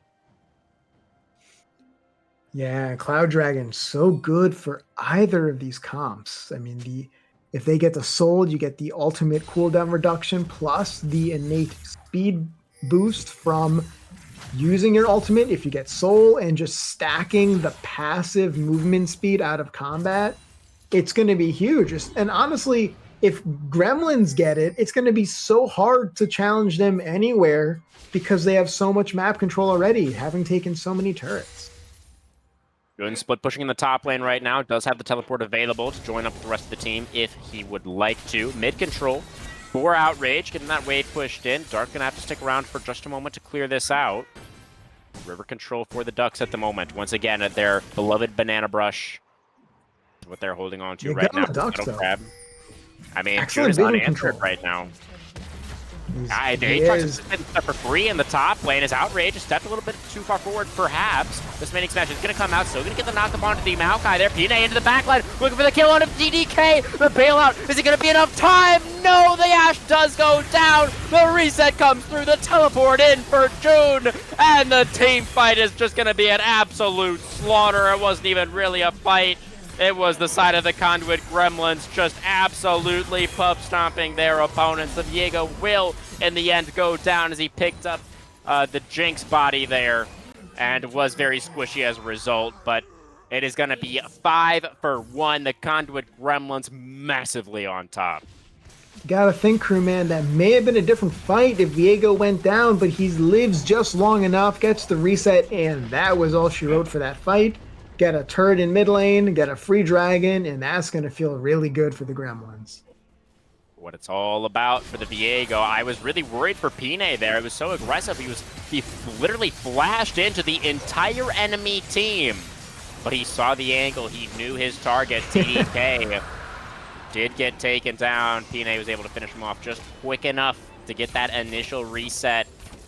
And yeah. That meant, you know, when everybody started to peel back to try to kill off the Viego, you know, that created all the space that GVG and Dark needed to step forward then and finalize that team fight. Yes, and still, Big Ducks managing to get to these brushes early, managing to get some vision down. I gotta respect it. They are not going to give this game up without a fight. They tried. And frankly, they're doing a great job, all things considered. all things considered, from where they started this game, they're doing as great as they could, but it's just slipping away from them objective by objective.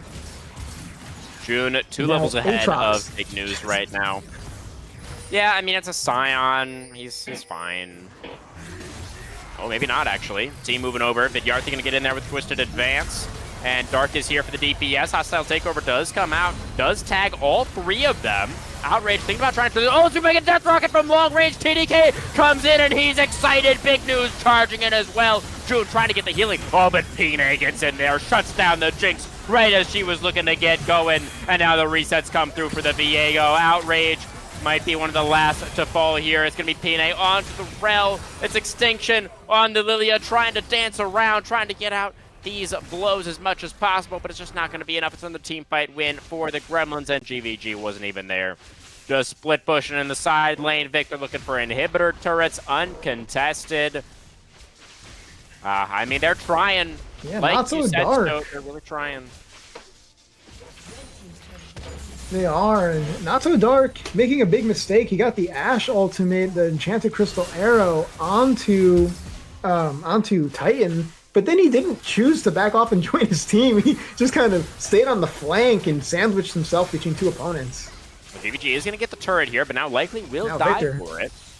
Yeah, I don't think he has enough damage to turn this one around, and Extinction will get in there for one more Q. Finishes off the Victor. The Baron did not get taken. I thought that was maybe a risk with Pina alive and Victor creating all that pressure in the bot lane, but the side of the Gremlins decided not to go for it. They can easily just play for this Cloud Soul. Much safer option. That's Big News. Oh, man. It's level 16 Yeah, now. crewman, I was thinking the exact same thing.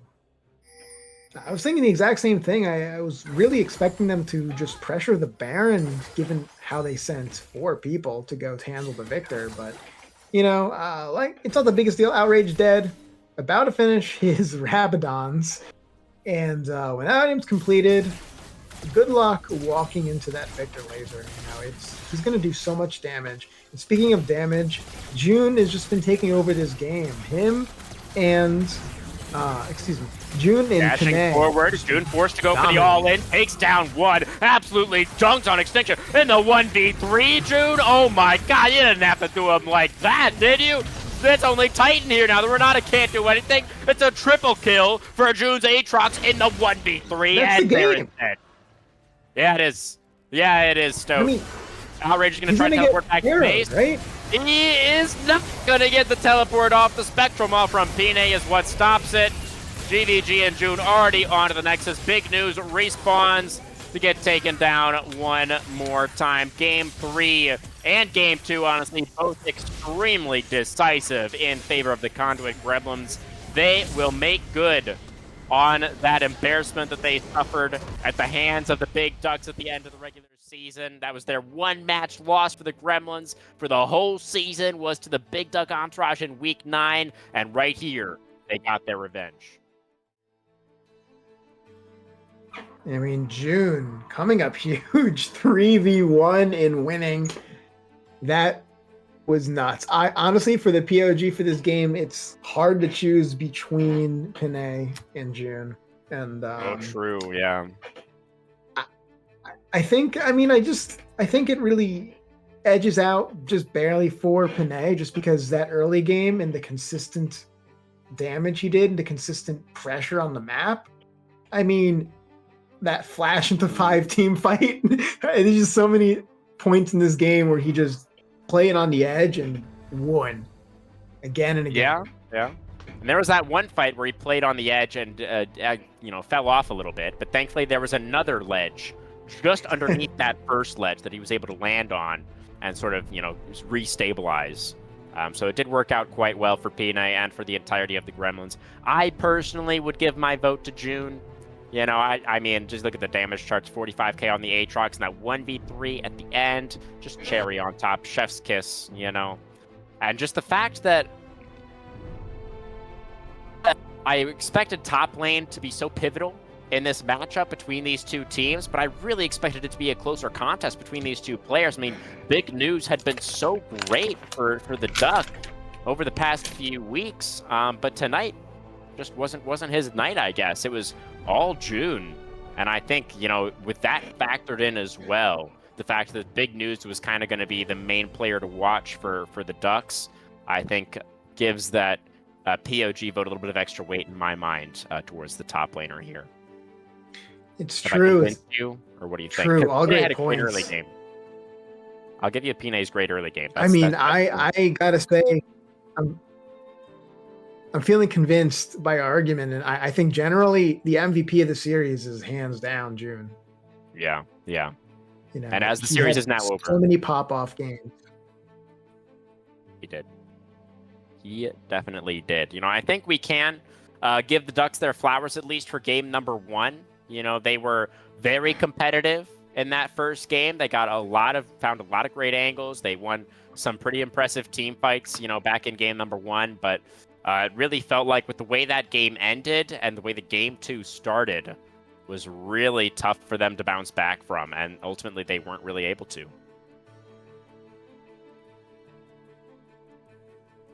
No, and I felt like that set the tone for the rest of the series. I mean, 2 games were stomped. They had an opportunity to get one on the board and have that side selection advantage. You got to question them choosing red side again and again and again. Yeah. But I don't know. Maybe they felt confident. They felt like they had something cooking. But it just wasn't good enough. The recipe wasn't there. The Ducks got roasted. They did indeed. Let's turn our attention now back towards the victors, the Conduit Gremlins, now securing a spot in the grand finals. I think this is what most people expected. They were the number 1 team in the regular season for a reason. And I think it will not surprise many to see them here as one of the last teams standing. Who do you think is going to be their opponent? Do you think it's going to be the Dynasty Celestials, or is it Agni Kai, who we watched get the 3-1 over Goon Squad last week, or 2 weeks ago? Oh. This is so tough because Agni Kai is such a scrappy team. Yeah. And honestly, I feel a little uninformed here. I would like to do a little more research, see how these teams' play styles would mesh. But I will tell you, I would love to see a spicy Agni Kai upset. That would be pretty sick to see them versus the Gremlins, especially because they both have such strong early game presence. Yeah, I mean, this series was so fast. I sincerely doubt that we have those results from the other semifinal as well. That would be shocking if it was even quicker than this one. But let me pop into the match history channel here just to check and make sure. Yeah, don't have those results just yet. So still waiting to see who the Gremlins' opponent is going to be. But whoever it ends up being, I mean, they got their work cut out for them because this Gremlins team is looking fierce. Is there anything else that you wanted to touch on, Stoat? Any other final thoughts on this semi-final or anything else that you are looking forward to for the finals next week? What I'm looking forward to, I really hope Agni Kai makes it through to the Grands because I want to see GVG versus Socks of Thighs. Yeah, that would be a cool matchup for sure. That would be. Oh yeah, the Agni two Kai and Socks of Thighs is just. He's the mid laner to beat in this league, and seeing Socks of Thighs pop off, could they contain him? I don't know. Yeah, both Agni Kai and the Dynasty Celestials did manage to take a game off of the Gremlins in the regular season. So I'm sure either way, that is going to be an exciting finals, guys. Definitely something that I think we're all looking forward to. But I think that is going to do it from us for this particular match. It did end up being a pretty one-sided. Conduit Gremlins really making a show of force here in this one to cement themselves as one of the strongest teams in the Plat League this season. The Ducks, a good attempt. They had a good run overall, especially towards the back half of the season here. They definitely impressed us at points, but today was not their day. Today was about the Gremlins. Congratulations to them. We will see them next week in those grand finals. For now, from myself, from Stoat, from Alls, from the entire production team at Blue Otter, thank you everybody very much for watching. Tomorrow night, we do have I believe it's the semifinals for gold. Is that right? Semifinals Gold tomorrow night, same time, same place. Definitely don't want to miss that one either. For now, thank you again for watching, and good night.